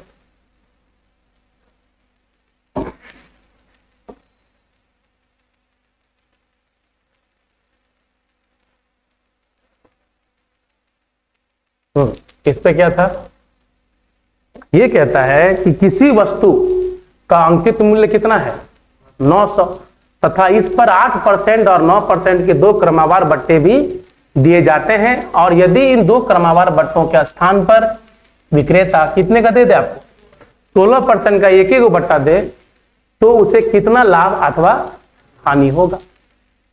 तो आपको दोनों के बारे में देख लेना है कि इसका दोनों का मिला करके किसका 8% का और इसका इक्विवेलेंट बट्टा कितने का होता है, तो 9/8 माइनस 8×9 = 72 है ना जी। तो कितना बच रहा है, 16.28। ये छूट मिलता है पहले वाले केस में, और दूसरे वाले केस का बट्टा, ये हमारा फर्स्ट केस और हमारा दूसरा केस डायरेक्ट कितना दिया जा रहा है, 16%। तो सवाल पूछ रहा है कि किसको, तो उसे कितने लाभ अथवा हानि होगी, किसको बोल रहा है, ये तो बताया नहीं, तो हम कहेंगे बेचने वाले को, है ना, कि किसी वस्तु का अंकित मूल्य 900 है, अब कह रहा है एक पड़ रहा है 8 और 9 का, और दूसरा दिया जा रहा है विक्रेता को, पर विक्रेता 16% का बट्टा दे, तो विक्रेता की चर्चा कर रहा है। विक्रेता मतलब कौन, बेचने वाला। तो बेचने वाले के लिए कौन अच्छा होगा, जिसमें कम छूट होगा। हाँ, तो देखिए, तो इसमें कितना छूट पड़ रहा है उसको, इसमें 16 और 8 का छूट देना पड़ रहा है, 0.28 का, इसमें केवल कितना देना पड़ रहा है, तो उसके लिए फायदेमंद होगा ये वाला। और कितना प्रॉफिट होगा, दोनों का डिफरेंस कितने का है, तो 900 का कितना निकाल देंगे, 0.28%। तो 100 तो कैंसिल हो गया, तो 9×8 = 72 का 2, 9 दूना 18 और 7, तो इतना रुपया क्या होगा, ये लाभ हो। और अगर क्रेता होता तो उसको लॉस होता, खरीदने वाले को लॉस हो गया इतने का, आज जो कि विक्रेता कहा है इसीलिए उसको लाभ। तभी ना हम पूछे पहले कि किसका बोल रहा है, तो यहां पे शब्द लिख रहा है किसको, विक्रेता के लिए। आंसर बदल जाएगा, ए से आंसर डी हो जाएगा। अगर पूछ देगा खरीदने वाले के लिए कौन सा फायदेमंद है, तो बाद वाला लॉस का सौदा हो गया उसको, नहीं तो नुकसान का सौदा कर देगा वो। ये सबको समझ में आता है ना, एकल छूट जो निकाले हैं, ए बी है ना, A plus B minus A B बटा 100, बिल्कुल। इसका देखिए तो एक कार क्या कर रहा है, एक रेल की गति का, कार तथा रेल की गति का अनुपात दिया गया है। यदि कार की गति से 35 अधिक हो, कौन, रेल का गति, तो कार की गति कितनी होगी, तो बनना चाहिए। दोनों में डिफरेंस कितने का है, 7 बराबर कितना 35, तो 1 बराबर 5, तो 15 बचे, सबने बना लिया होगा, ठीक। आइए, ये भी क्या है, शेष निकालने वाला नहीं है, इसमें भी आपको वही देखना है। ये एक पेंसिल का 1/8 भाग काला है, शेष पेंसिल का आधा भाग सफेद है, और फिर शेष भाग जो है वो नीला है। अगर नीला कितने के बराबर है, 3.5 सेंटीमीटर, तो बताइए कि पेंसिल की कुल लंबाई क्या होगी। तो आपको देखना यह है कि अगर आप कुल कितना मान लेते हैं, 8, माना कि पेंसिल की लंबाई कितनी है, हम लोग 8 ही मान के चलते हैं, कोई दिक्कत नहीं है, एक्स भी चल सकते हैं, लेकिन तो 8 में से 1/8 मतलब क्या हुआ, 1 हो जाएगा। तो जैसे ही आप इसका, अब समझिएगा दिक्कत कहां आएगा, 8 मानने पे 1/8 मान लिए तो कितना बचेगा, कितना 7, तो 7 का आधा 3.5 हो जाएगा, तो उससे कोई इशू नहीं है, लेकिन हम लोग करते हैं वैसे। तो एक भाग क्या है, जो एक है वो काला है, वो काला। अब जो शेष बचा कितना 7, इस 7 का आधा, तो 3.5 भाग कैसा है, ये आपका सफेद है, तो बच कितना गया, वो कितना है, तो वो नीला है। नीला कितने के बराबर, तो ये इक्विवेलेंट तो 3.5 है, हमारा काम हो ही गया, मतलब जो हमने माना है वही हमारा उसी के अनुसार है, मतलब एक अनुपात का वास्तविक मान 1 ही निकला। तो हमारा जो टोटल पेंसिल थी उसकी लंबाई कितनी हो जाएगी, 8 सेंटीमीटर हो जाएगी। और x मान के बनाए तो x ले लेंगे ऐसे, इसका कितना घटाएंगे आप देखिए तो, पहले घटा देंगे हम लोग 1/8 है, पहले हट जाएगा उसमें से, और क्या घटेगा, शेष मतलब 7/8 है ना बचा है, और उसका कितना, ये भी घट जाएगा, और जो बचेगा वो कितना बचा, ये वाला 3.5, जो बचा वो 3.5। थोड़ा इक्वेशन दिखने लग जाता है, और क्या होगा। और एक साथ जाना चाहे तो एक साथ भी जा सकते हैं, कैसे, तो शुरू में कितना था वो x था, तो उसका 1/8 हट गया, तो बचा कितना, तो कहेंगे इसका 7/8 बचा। अब इसमें से कितना हट गया, तो उसका शेष का आधा भाग हट गया, तो बचेगा कितना, आधा। तो ये भी कितने के बराबर दिया आपको, 3.5, ऐसे भी बना सकते हैं। ये भी क्या आ जाएगा, x का मान 8 आ जाएगा इससे भी, तो ये भी आपका ठीक है, ऐसे भी ठीक है, ये भी ठीक है।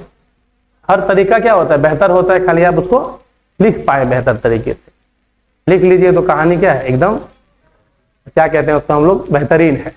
और नहीं लिख पाए तो फिर परेशान होने के लिए तैयार रहिए, कहीं ना कहीं आपको क्या करेगा, वो परेशान करेगा।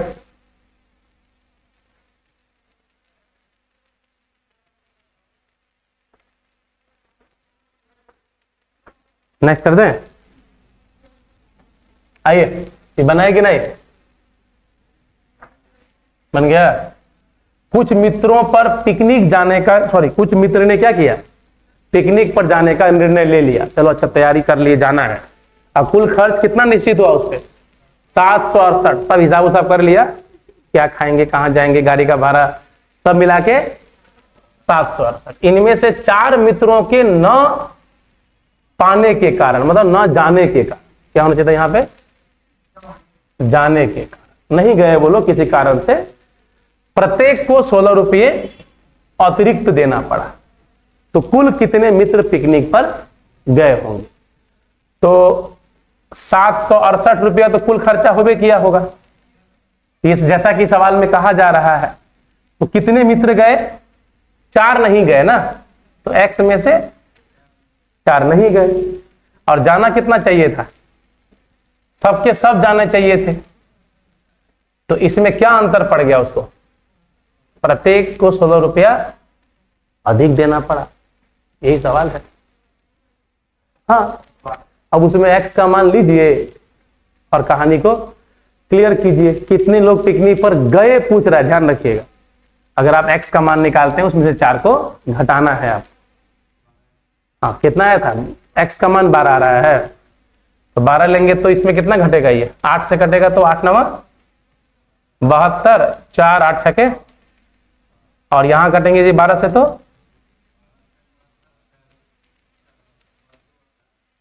और 12 चौके कितने का अंतर है? ये गलत नहीं ना लिखे हम लोग? आप 12 बोले हैं ना आप, तो 12 छक 72, 12 चौके 48, तो कहां 16 का अंतर है? 16 लेंगे तब होगा। ये वही बोल रहे हैं, एक्चुअली में उनको यही बोलना था। x का मान 16 लीजिए, आंसर 12 आएगा। तो x का मान क्या ले लीजिएगा? 16। तो 16 जब लीजिएगा x का मान, तो यहां पे कितना आ जाएगा? 16 चौका 64, 64 और 16 8 और इधर 12 छक, अब हो गया, अब ना अंतर 16 का है। ठीक है, यानी किसके लिए आंसर 16 नहीं होगा, आंसर 12, क्योंकि पूछा है कि कुल कितने मित्र पिकनिक पर गए हैं। तो गए तो 12 है ना। है पहले प्लानिंग 16 लोग किए थे कि चलना है। हाँ जी बिल्कुल, यदि आप x मान के चलेंगे ऑप्शन से तो गलत नहीं। गलत होना मतलब क्या हुआ कि वो निकलेगा कितने लोग जाने वाले थे यहाँ पे, नहीं तो क्या मानिएगा? इसी को क्या मान लें कि जितने गए उसको x मान लीजिए, तब यहाँ x + 4 लेना पड़ेगा, तब आपका ऑप्शन से आंसर बन जाएगा।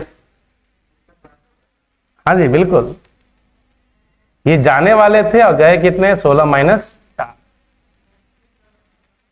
नहीं, अगर मान लीजिए इसमें कंफ्यूजन होता है तो हमेशा किसको मानिए? जो निकालना है उसको मान लीजिए।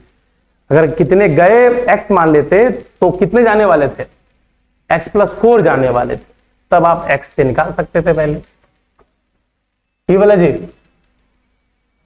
माइनस में दिया है, ठीक है। 5 संख्याओं का औसत -5 है। यदि इनमें से 3 संख्याओं का योग 15 हो तो शेष 2 संख्याओं का औसत पूछ रहा है क्या हो।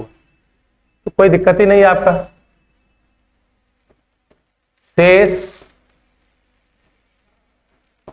2 संख्याओं का औसत बराबर क्या कर ले हम लोग? तो कुल योग कितना होगा? 5 गुने माइनस, इसमें से 3 संख्याओं का योग 15 है, घटा दीजिए। तो जो बचेगा उसमें किससे भाग दे दें? शेष 2 से। तो कितना आ जा रहा है? -25 - 15 और बटा 2, मतलब बाकी शेष दोनों संख्याओं का औसत कितना रहा होगा? -20 रहा होगा। डाउट आ सकता है मन में, नेगेटिव नेगेटिव का कहानी क्यों चल रहा है ना, लेकिन जो है सो बेहतर है। नेक्स्ट, ये वाला 2 संख्याओं का योग, उनके अंतर 11 है तथा उनके योग का 1/5 भाग, दोनों दिया हुआ है आपको, है ना जी। कि आपको अंतर तो दे ही दिया है, कितना? 11, और उनके योग का 1/5 9 है। योग भी मिल गया इससे आपको। योग कितना होना चाहिए? 45 होना चाहिए। अब दोनों संख्याएं क्या है, दोनों को जोड़िए तो 56/2, एक 28 हो जाएगा और दूसरा कितना हो जाएगा? 17।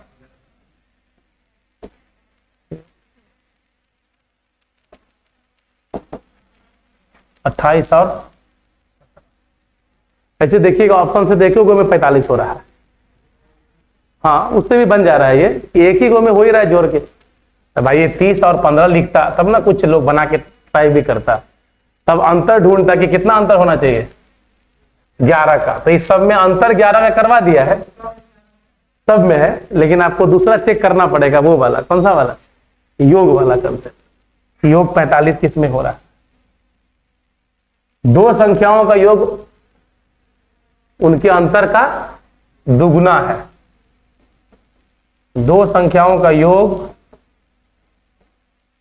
उनके अंतर का दोगुना है, तो क्या निकल के आएगा, x बराबर में 3y, है ना आएगा जी। 2x मैक्स गया तो इधर आएगा तो 3y। यदि एक संख्या 10 है तो दूसरी संख्या क्या होगी? अब इसमें यह तो नहीं कहा कि कौन छोटा है और कौन बड़ा है, इस सवाल में ऐसा बिल्कुल भी नहीं कहा गया है। तो हम लोग अगर क्या लेके चलें कि मान लीजिए कि हम y लेके कितना चलते हैं, 10। अगर y को हम 10 लेते हैं तो x का वैल्यू 30 आना चाहिए। लेकिन अगर हम लोग y का x का वैल्यू कितना लेके चलें, अगर हम x को 10 लेके चलते हैं तब आ जाएगा 10/3, 3 पूर्णांक 1/3। तो दो तरह के जोड़े हो सकते हैं, समझ पा रहे हैं? 30, 10 और वो सवाल में पूछा था कि एक संख्या 10 दूसरी क्या होगी, तो क्या लिया जाए इसका आंसर? दो पॉसिबिलिटी है, ये भी हो सकता है और ये भी हो सकता है। खाली कहता तो कम से कम कि पहली संख्या जो है वो बड़ी है, क्या कह देता उसको, पहली संख्या बड़ी है। तो दोनों में तो बड़ा ही आ रहा है, 30, 10, आइए 10 बड़ा ही आ रहा है, दोनों पॉसिबल है। हाँ ठीक है, मजबूरी में आंसर दिया क्या था तो इसका दोनों पॉसिबिलिटी है ना। इसमें आप देख रहे हैं साफ साफ कि इसमें दोनों पॉसिबिलिटी है। लेकिन यही बात है कि पहला को क्या कह देता कि पहला x मान लें, अगर हम लोग कि पहला संख्या x ही है तो कहना चाहिए था ना पहली संख्या अगर 10 है, जैसे फर्स्ट नंबर, तब ये डाउट नहीं आता। तो अभी क्या हो रहा है, दो हम लोगों के मन में डाउट आ रहा है कि हम लोग आंसर 30 दें या हम लोग 3.5 दें। तो हाँ ठीक है कि अगर पहला संख्या को क्या मान के चला जाए कि जो हमारा आया है वही कितना, जबकि x का मान दिख रहा है कि एक संख्या 10, मतलब x को 10 लेके चले अगर आप, तब जाके y का मान आपका 3.1/3 यानी तब ये वाला। लेकिन पॉसिबिलिटी दोनों है अभी के हिसाब से। ऑप्शन में क्या रहना चाहिए था, मोर देन 1, ये वाला छोड़ दें, ये सब तो बनता है ना। अब दोनों का वर्तमान आयु का अनुपात दिया ही है, 8 वर्ष के बाद कितना हो जाएगा, 1:2, तो उनके वर्तमान आयु का अंतर क्या हो, तो रेशियो बराबर कर दीजिए ना सीधा। इसमें कितने का अंतर दिख रहा है, 1 का, तो 3 से गुना कर दीजिए, हो गया ना। और ये 1 बढ़ रहा है, 1 बढ़ रहा है कितने सालों में, 8 सालों में। 1 अनुपात का मान 8, तो अंतर पूछ रहा है 24। अब अंतर किसी से निकाल लें क्योंकि अंतर कभी बदलता नहीं है। इसका देखिए, मनोज भैया को एक परीक्षा में उत्तीर्ण होने के लिए 36% अंक प्राप्त करने थे, उनको 24% मिले और वो 9 अंकों से फेल कर गए, तो पूर्णांक क्या होगा? तो कितना है दोनों का, 12%। डिफरेंस कम मिला ना 12 जी, तो 9 अंकों से अनुत्तीर्ण हुआ तो क्या रहा होगा, 100। ये मिल जाएगा पूर्णांक आपको, परीक्षा का पूर्णांक। तो 3, 4, 25 दिए 75, यानी कितना होना चाहिए था कुल अंक, 75 होना चाहिए था। ये सब क्या है देखिए, तो ए ने 4500 के निवेश से एक व्यापार शुरू किया, कुछ समय के बाद बी भी साझेदार हो गया। यदि व्यापार में होने वाले लाभ वर्ष के अंत में उनमें 2:1 में बांटा गया तो कितने महीने के बाद बी व्यापार में साझेदार बना? तो इसको हम लोगों को क्या करना चाहिए,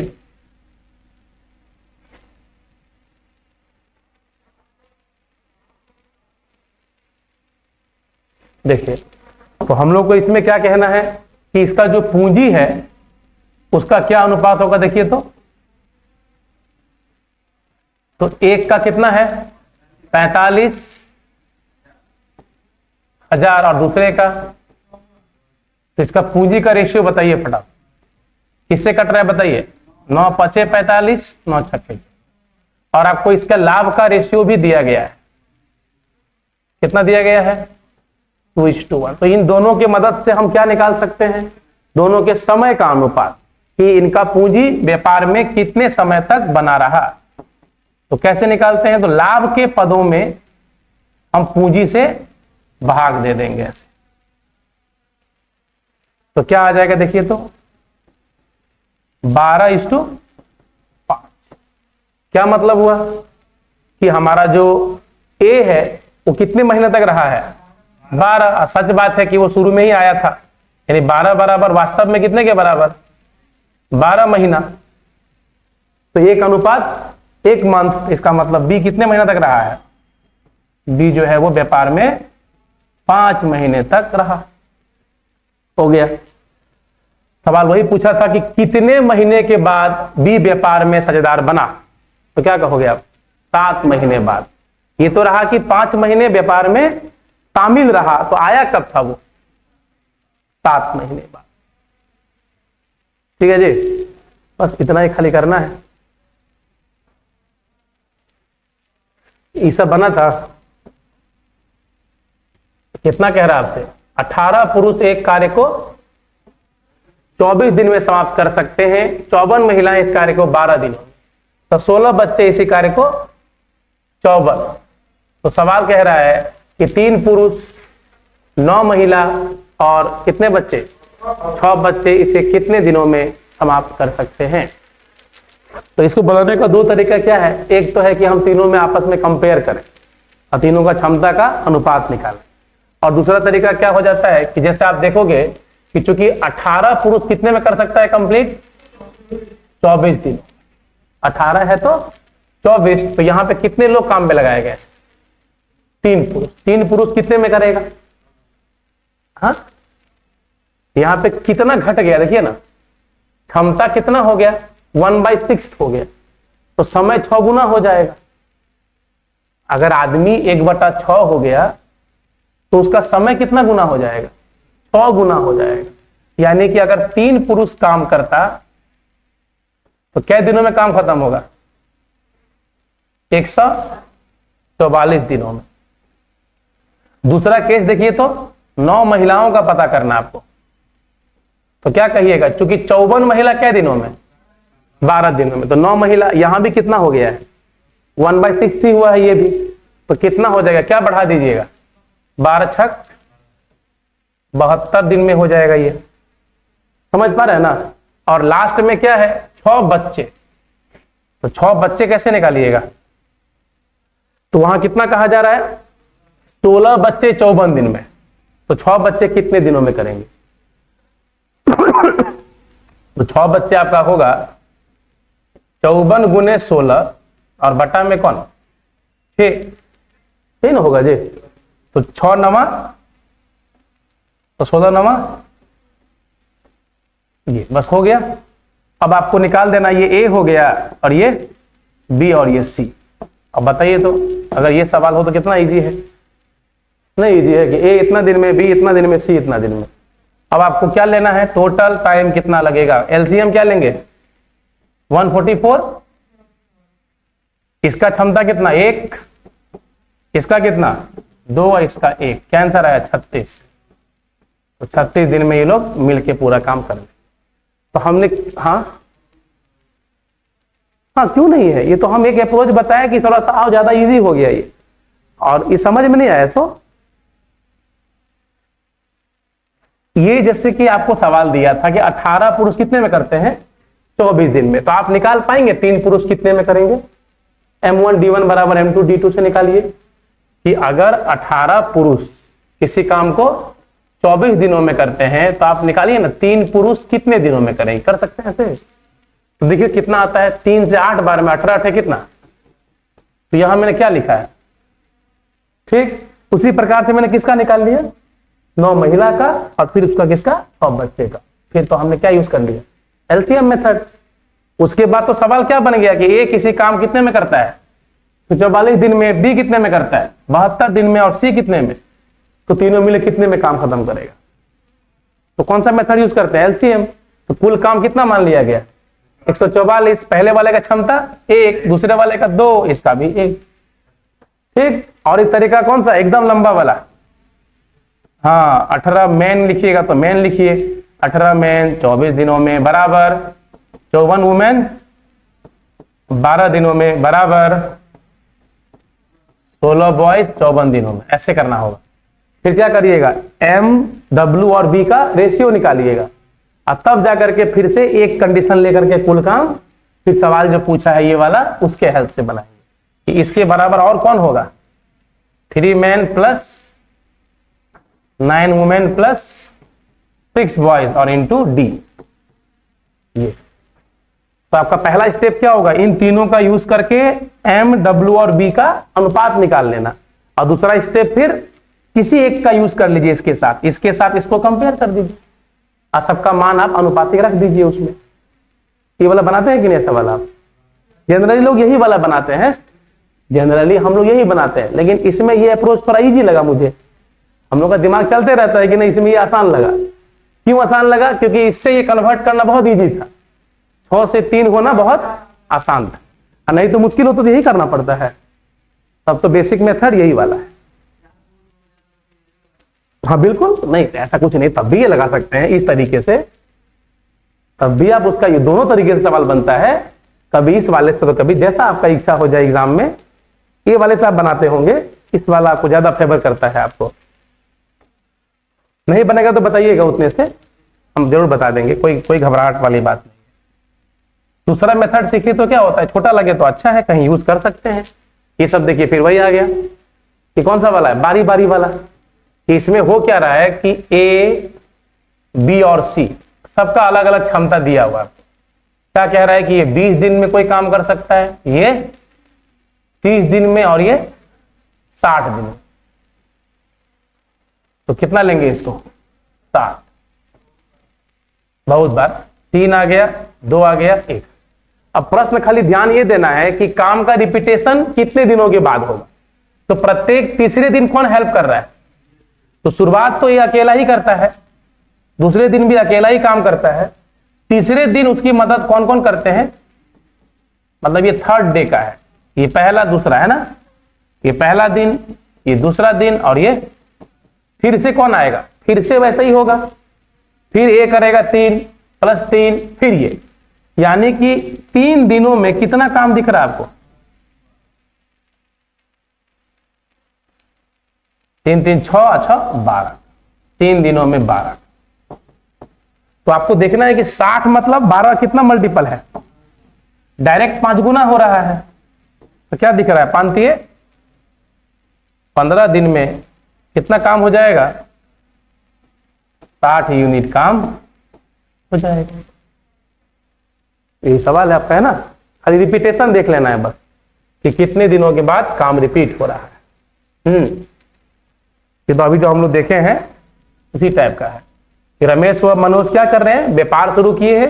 राजेश ने 46,000 लगाया है और एक ने 38,500। दोनों का टाइमिंग क्या है? अलग अलग है। तो आपका काम क्या होगा कि राजेश भैया और मनोज बाबू, इन दोनों का जो लाभ का अनुपात होगा वो निकाल लें। कैसे निकलता है? पूंजी गुना समय। तो 46, हम 2 को 0 छोड़ दे रहे हैं, 9 महीना 385 गुना, यही है। सॉल्व करिए। 9 से कट रहा है क्या? ये नहीं कटता है, 5 से काटिए दोनों। 5 9 45, 5 7 35, फिर से 5 7 35 हो गया। और कुछ कटने वाला है कि नहीं जी? 4 से कटेगा ये, क्या बारे में? और ये तो और कुछ कटने मतलब नहीं है। अब ये हो जाएगा 207, नहीं क्या? और ये 100, बस। अब कुछ कटने वटने वाला नहीं है। इसका 3 गुना होगा वो 1083। देखिएगा वही होना चाहिए। दोनों को जोड़िए, 300 कितना? 61। तो 361 का इक्विवेलेंट किसके?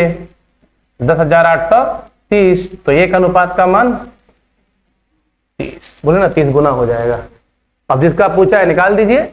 मनोज भैया का पूछ रहा है कितना मिलेगा, तो 54 गुना 30 कर दीजिए। 3 चौका 12, अब 5 ये 45, 3 बजे 15, 1 6, 3 कम मिलेगा। मनोज भैया का हिस्सा 4630 रुपया। सब पार्टनरशिप का ही प्रश्न था। इसका बताइए क्या हालचाल है। इरिगेशन है का 56 और ये तो आप लोग ऐसे ही मौके के बना लीजिएगा। तो दोनों का जो अनुपात होगा पहला से दूसरा का second difference by first difference, तो सेकेंड डिफरेंस यानी 82 माइनस 67 और फर्स्ट मतलब हो जाएगा आपको 67 माइनस 56। तो ऊपर कितना आ रहा है 15, नीचे कितना, ये आंसर है आपका 15 से 11। वही एलिगेशन ही लगाए हैं हम, खाली वैसे लिखे नहीं है खाली, है ना। ऊपर किसका डिफरेंस हो गया, दूसरा अंतर, और नीचे पहला अंतर।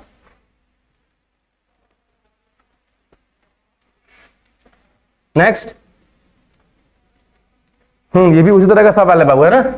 हम जो बनाए थे कि 8 आदमी और 12, हाँ ठीक है, अथवा मतलब दूसरा अलग अलग कंडीशन है, 8 आदमी अलग से करें या 12 अलग के, काम कितने में खत्म होता है 25 में। तो 6 आदमी तथा 11 इस काम को कितने दिनों में खत्म कर सकते हैं। ठीक, तो यहां भी उसका यूज हो सकता है, लेकिन क्या होगा कि यहां करेंगे तो पूर्णांक में नहीं आ रहा, इसीलिए नहीं करेंगे यूज। यहां हम लोग क्या कर ले, आप लोग जो कंसेप्ट था कि हमारा जो 8 मैन है वो कितना काम कर सकता है, तो कहेंगे हम लोग 12 बच्चों के बराबर। तो क्या रेशियो आ जाएगा देखिए, डब्लू ने है 12:8, काटिए तो 10 हो गया। अब सवाल क्या है कि कुल काम किससे निकालना है, इससे या इससे, आपकी मर्जी है कि 8 आदमी जब कै दिन काम करता है 25 दिन, तब काम खत्म होता है। अब इसी काम को 6 आदमी के साथ कौन लग रहा है, 11 लड़का, तो कितने दिनों में खत्म, ये सवाल हो गया आपका। तो 3 रख दीजिए,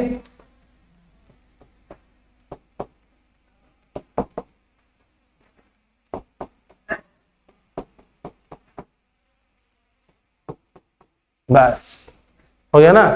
ऐसे ही बनाना है उसको भी सेम तरीके से। तो ये चाहते हैं 18 और कितना 22, 40 से काटेंगे तो 5 5 15,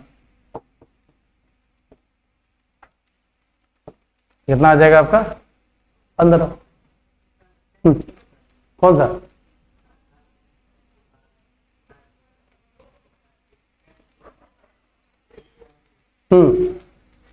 कहां चेंज किए, m और b नीचे ला दिए, m/b 12/8 हो गया। क्या लिख सकते हैं, मतलब यही लिख सकते हैं, ये बोल रहे हैं। परेशानी क्या है आपको, वैसे ही बना सकते हैं, क्यों नहीं कर सकते हैं। आप अगर चाहते तो जैसे इसका मतलब क्या हो जाएगा, काटेंगे तो 2m कितने के बराबर होगा, अजय कितने के बराबर, 3 बच्चों के बराबर। तो आप इसका भी यूज कर सकते हो, इस मेथड का भी यूज कर सकते हैं कि 2 आदमी कितने के बराबर होता है, 3 बच्चे के, तो 6 आदमी कितने के बराबर होगा, 9 बच्चे के, नहीं होगा। तो 9 बच्चा 11 बच्चा, 11 9 20 बच्चा, तो 12 करता है 25 में, तो 20 कितने में करेगा, ऐसे भी बना सकते हो। हम लोग कितना बता दें, कारण क्या होता है कि एक नियम दूसरा चेंज किए तो कंफ्यूजन हो गया, नहीं उसमें आ गया दिक्कत थोड़ा सा, इसीलिए हम इसमें ये नहीं बोले। जबकि कई बार कन्वर्जन भी इजी हो जाता है, कौन सा वाला, ये चेंज करना भी आसान होता है, आसान होता है तभी काम आएगा, नहीं आसान हुआ तो अंत में ये करना ही पड़ेगा आपको। यही है, ये हो गया तो सब हो गया। अगर ये आता है तो हर सवाल बना सकते हो इस तरह का, खाली जल्दी बनाना हो तो और तरीका सीखना पड़ता है कि हाँ यहाँ पे यही हो जाएगा, उतना एग्जाम में सोचना मुश्किल होता है, वहां तो प्रेशर होता है बहुत ज्यादा। जो करते आए हैं वो करते हैं, वही आप यहाँ पे जो भी कर ले। आप कुछ और बोल रहे थे, मुझे पता है, बाद में बताइएगा क्या बोल रहे थे, तो ठीक है। ये तो आप नहीं बोल रहे थे इसका जी, ये नहीं बताएंगे, ठीक है? ये बताएंगे तो आप लोगों का तौहीन हो जाएगा। कितना है? 12 गुने 20, 240 बटे 15, 16। ये भी हटाने वाला ही है। 9 घंटा, पहली में छेद है तो 10 घंटा, तो 10 9 90 है। ये भी नहीं चाहता कि हम लिखें क्या, मतलब खाली होने में कितना देर लगेगा, ही ना बोला है। तो 10 गुने 9 बटा 10 माइनस 9, कितना आ जाएगा? 90 घंटा।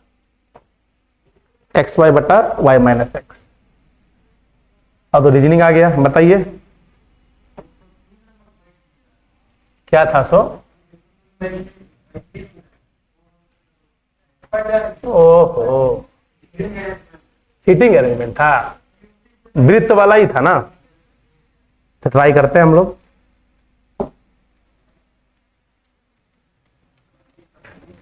हाँ, कहीं मिस भी हो सकता है, क्वेश्चन में मिस हो कहीं।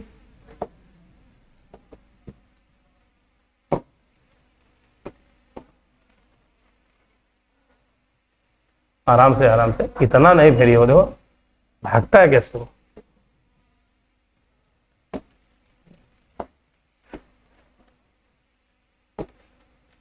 चलिए, तो ये हमारा कितने लोग हैं पहले बताइए तो? 8 लोग हैं। 1 2 3 4 5 6 7, और सबके सब कहां देख रहे हैं? हाँ, ये अंतर होता है, कुछ बाहर देखेगा, कुछ अंतर वो वाला है क्या ये, कि परंतु आवश्यक नहीं कि इसी क्रम में कुछ व्यक्तियों को केंद्र की ओर मुख करके बैठे हैं जबकि कुछ बाहर की ओर। तो ये भी तो पजल हो गया। फिर आपका सिंपल रहता है तो ठीक हो जाता है, कि जैसे ही अंदर बाहर किया तो थोड़ा आराम से आपको इसको बनाना होगा। कोशिश क्या करें कि हम लोग कभी कभी 2 लेके चलते हैं डायग्राम। जब भी ऐसा सवाल हो तो क्या करते हैं, कहीं कहीं श्योर नहीं हो पाते हैं कि वो अंदर दिख रहा है कि बाहर, तो वहां दोनों लेके चलते हैं। मान लो कि ये अंदर होगा या ये बाहर होगा, इसीलिए जब हम लोग ऐसा बनाते हैं तो एक पिक्चर और लेके चलते हैं। ऐसे हम लोग इसी में कर लेंगे, नहीं रुकिए, काहे कंफ्यूजन क्यों क्रिएट किया जाए। हम लोग क्या कर लेते हैं, एक और इसका क्लोन कर देते हैं क्या, अगर पॉसिबल हो पाए तो। क्लोन दिया है ना ऑप्शन? हाँ, आ गया, चलो बढ़िया। हाँ, ये हो गया अपना 2। अब सवाल शुरू कीजिए। कहता है कि ओ के निकटतम पड़ोसियों के जो मुंह हैं वो केंद्र की ओर है। अच्छा, और ऊपर है, यहां से ना, आर टी के दाएं को दूसरे स्थान पर बैठा है और टी का मुंह केंद्र की ओर है। तो शुरू करने लायक है ये, तो हम लोग शुरू करें। टी का मुंह कहां है? केंद्र की ओर है, और आर कहां बैठा है? टी के दाएं, यहां पे आ जाएगा आर। इसमें तो हमें कोई टेंशन नहीं, ठीक है। अभी हम सबको अंदर की ओर दिखा दिए, वो मिस्टेक है, वो चेंज करते हैं। फिर कह रहा है कि ओ आर के बाएं को तीसरे स्थान पर बैठा है।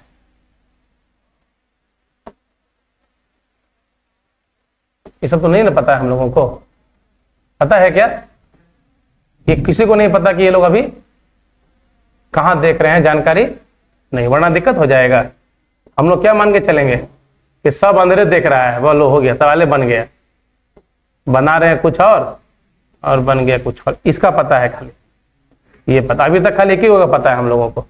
चलिए आइए, अब वहां पे कहा कि आर तथा, तो पहले तो बता दिया कि ओ आर के बाएं को तीसरे स्थान पे बैठा है। तो अब आर के बाएं को या तो इधर भी हो सकता है, इधर भी हो सकता है। आर का दिशा मुझे नहीं पता, और वो बता दिया है कि आर तथा ओ के मुंह विपरीत दिशा में है। अब ये कहने का सेंस क्या है जब कहता है कि विपरीत दिशा में है, मतलब एक दूसरे के विपरीत है। ये भी तो सोच सकते हैं हम लोग कि आर तथा ओ के मुंह विपरीत दिशा में है। यहां लिखा है ना, केंद्र से विपरीत दिशा में, तो दोनों को बाहर कर ले, या एक दूसरे के विपरीत, तो बाद में समझ में आएगा। लेकिन ये मान के चलें कि दोनों क्या है, आर भी बाहर देख रहा है तो ओ भी बाहर देख रहा है। तो कहां बैठा है पहले देख लीजिए, तो ओ आर के बाएं को तीसरे। अब बाएं कहां जाएगा? ऊपर जाएगा। जब बाहर देखेगा तो ऊपर, और इसको भी कहां मान लेते हैं हम लोग, ये भी बाहर ही देख रहा है। दोनों का जो, यहीं पे कंफ्यूजन होता है कि आपस में विपरीत है परस्पर या दोनों केंद्र के विपरीत देख रहे हैं। हम लोग क्या मान के चले फिलहाल, दोनों केंद्र के विपरीत देख रहे हैं। इसके बाद आइए, ओ के निकटतम पड़ोसियों का मुंह केंद्र की ओर है, यानी ये दोनों कहां देखेगा, ये दोनों के दोनों अंदर देखेगा। फिर क्या कह रहा है, पी ओ के दाएं को दूसरे स्थान पर बैठा है। पी ओ के दाएं बोलेंगे तो इधर जाएंगे, इधर पी ओ के दाएं को दूसरे स्थान पर बैठा है, और यू पी के एकदम बाएं है। तो अब ये तो हो नहीं सकता है, तो बाएं बोले हैं, इधर ले रहे हैं यू, तो ये कहां देखेगा, तो बाएं इधर होगा, बाहर देखेगा। Very good. उसके बाद एन क्यू के बाएं को दूसरे स्थान पर बैठा है। अब यहीं से हो सकता है, बस देख रहे हैं, एन क्यू यही हो सकता है और कोई जगह नहीं है। और कहता है क्यू और ओ दोनों की मुंह एक ही दिशा की ओर है। क्यू और ओ दोनों का मुंह कहां है, एक ही दिशा की ओर। तो क्यू भी कहां देखेगा, बाहर ही देखेगा। और यहां बता दिया एन क्यू के बाएं को दूसरा है, तो अगर हम क्यू यहां लेते हैं तो बाएं उधर हो जाएगा। इसीलिए क्यू अगर यहां ले लेते हैं तो, और ये कहां देख रहा है, बाहर की ओर ना, बोला ना एक ही दिशा में है। और इधर इसका एन, हाँ अब देखिए ना आगे क्या बोला, क्यू और वो दोनों का मुंह एक ही दिशा में है। अब आगे किया उसमें कि आर के निकटतम, अच्छा वो लिखा क्यू टी का निकटतम पड़ोसी नहीं है। यहां पे तो साथ आ गया है, जबकि इस हिसाब से देखा जाए तो वो बगल में आ रहा है, बगल में ही आ रहा है। अब यहां पे आगे पढ़े तो कि आर के निकटतम पड़ोसियों के मुंह विपरीत दिशा में है, तो ये कहां देखेगा, अगर वो बाहर देख रहा है तो ये अंदर देखेगा। अच्छा आंसर बनाते हैं, तो एक कौन बच गया, देखिए तो एक कौन बच गया, पी क्यू आर एस है क्या, किसका किसका, क्यों,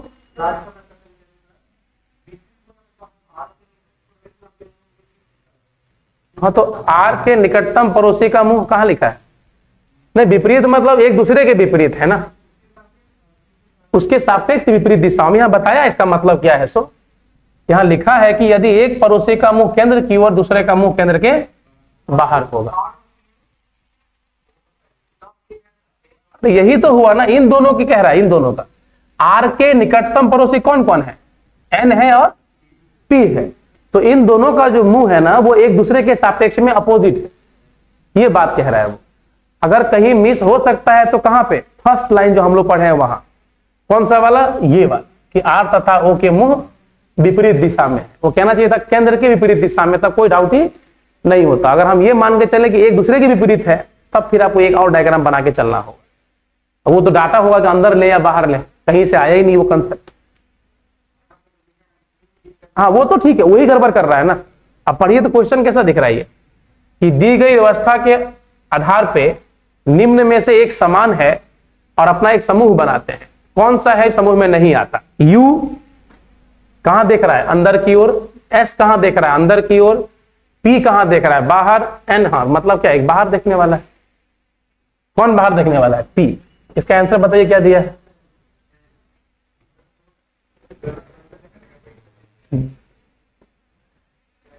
इसका मतलब क्या हो गया कि हम लोग जो ये शुरू किए हैं, कौन सा, आर तथा ओ को क्या मान के चले हैं। तो इसमें क्या समझना, केंद्र का नहीं ना, हम लोग मान लिए केंद्र। इस सवाल में ऐसा नहीं कह रहा है कि केंद्र के विपरीत है, ये लेके चलिएगा बिल्कुल, क्योंकि क्लियर नहीं किया था, करना चाहिए था कि आर तथा ओ का मुंह है वो एक दूसरे के। आप लोग का बात मान के हम क्या चले अभी, कि क्या मान लिए, दोनों के केंद्र के विपरीत मान लिए, जबकि होना क्या चाहिए, एक अंदर देखता है, दूसरा बाहर देखता है।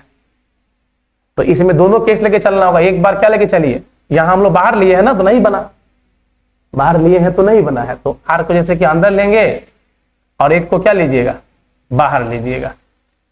दोनों में दोनों लेके चलना होगा, समझिए बात मेरा, हम क्या बोलना चाह रहे हैं। दो पॉसिबिलिटी लेके चलना होगा। जैसे सवाल कहा था कि आर कहां बैठा है, तो टी के दाएं, ये सब तो ठीक है एकदम, टी के दाएं, और टी का मुंह ओ आर के बाएं को तीसरे, तो अगर अंदर देखेगा तो बाएं तो इधर होगा ही नहीं, तो इधर आ जाएगा बाएं, कहां, यहां आ जाएगा वो। तो आपको दो केस लेके चलना हो। कौन सा केस लेके, कि इसको अंदर लिए हैं तो केस कहां बनेगा, यहां वाला, और इसको बाहर लेंगे तो केस बनेगा यहां वाला। मेरी बात समझ पा रहे हो क्या बोल रहे हैं? अब तब बनाइएगा तो मेरे हिसाब से आंसर तब मिल जाएगा। वहीं से हमको तो पढ़ने में लग रहा था कि इसको ये लेना चाहिए हम लोगों को, लेकिन आप लोगों ने कौन सा बनाया था, ये वाला बनाया है, तो सबका सेट सही हुआ है। तब यहां पे चेंज क्या करना पड़ेगा कि आर तथा ओ का मुख केंद्र की विपरीत दिशा में है, तब कंफ्यूज नहीं होना है। इसीलिए मैंने दो डायग्राम बनाया था, क्योंकि इसमें दोनों लेके चलना पड़ता है। जैसे आर अंदर है तो मेरा ओ कहां होगा,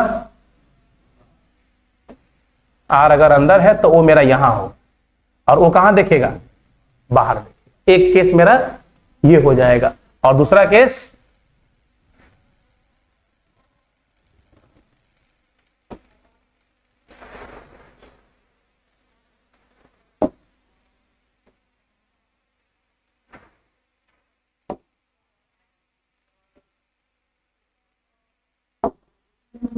आर मेरा यही था। हाँ बिल्कुल बिल्कुल, दोनों बदल रहे हैं हम लोग। अभी हम लोग क्या लिखें यहां पे, आर को क्या कर दे, अब आर तो जगह तो फिक्स है ना जी, आर तो यही होगा। अब आर को कहां दिखा दें, बाहर की ओर, तो ओ कहां आ जाएगा, यहां आ जाएगा, और ओ को कहां लेना पड़ेगा, अंदर की। ये लेके चलिए आप लोग, 100% आपका आंसर आ जाएगा। अब इसको अंदर लेके, ये दो केस लेके आपको चलना पड़ेगा, एक ये वाला केस और एक ये। तीन तो मैंने बिठा दिया है, और बाकी आप लोगों को बैठाना है, बैठा लीजिएगा।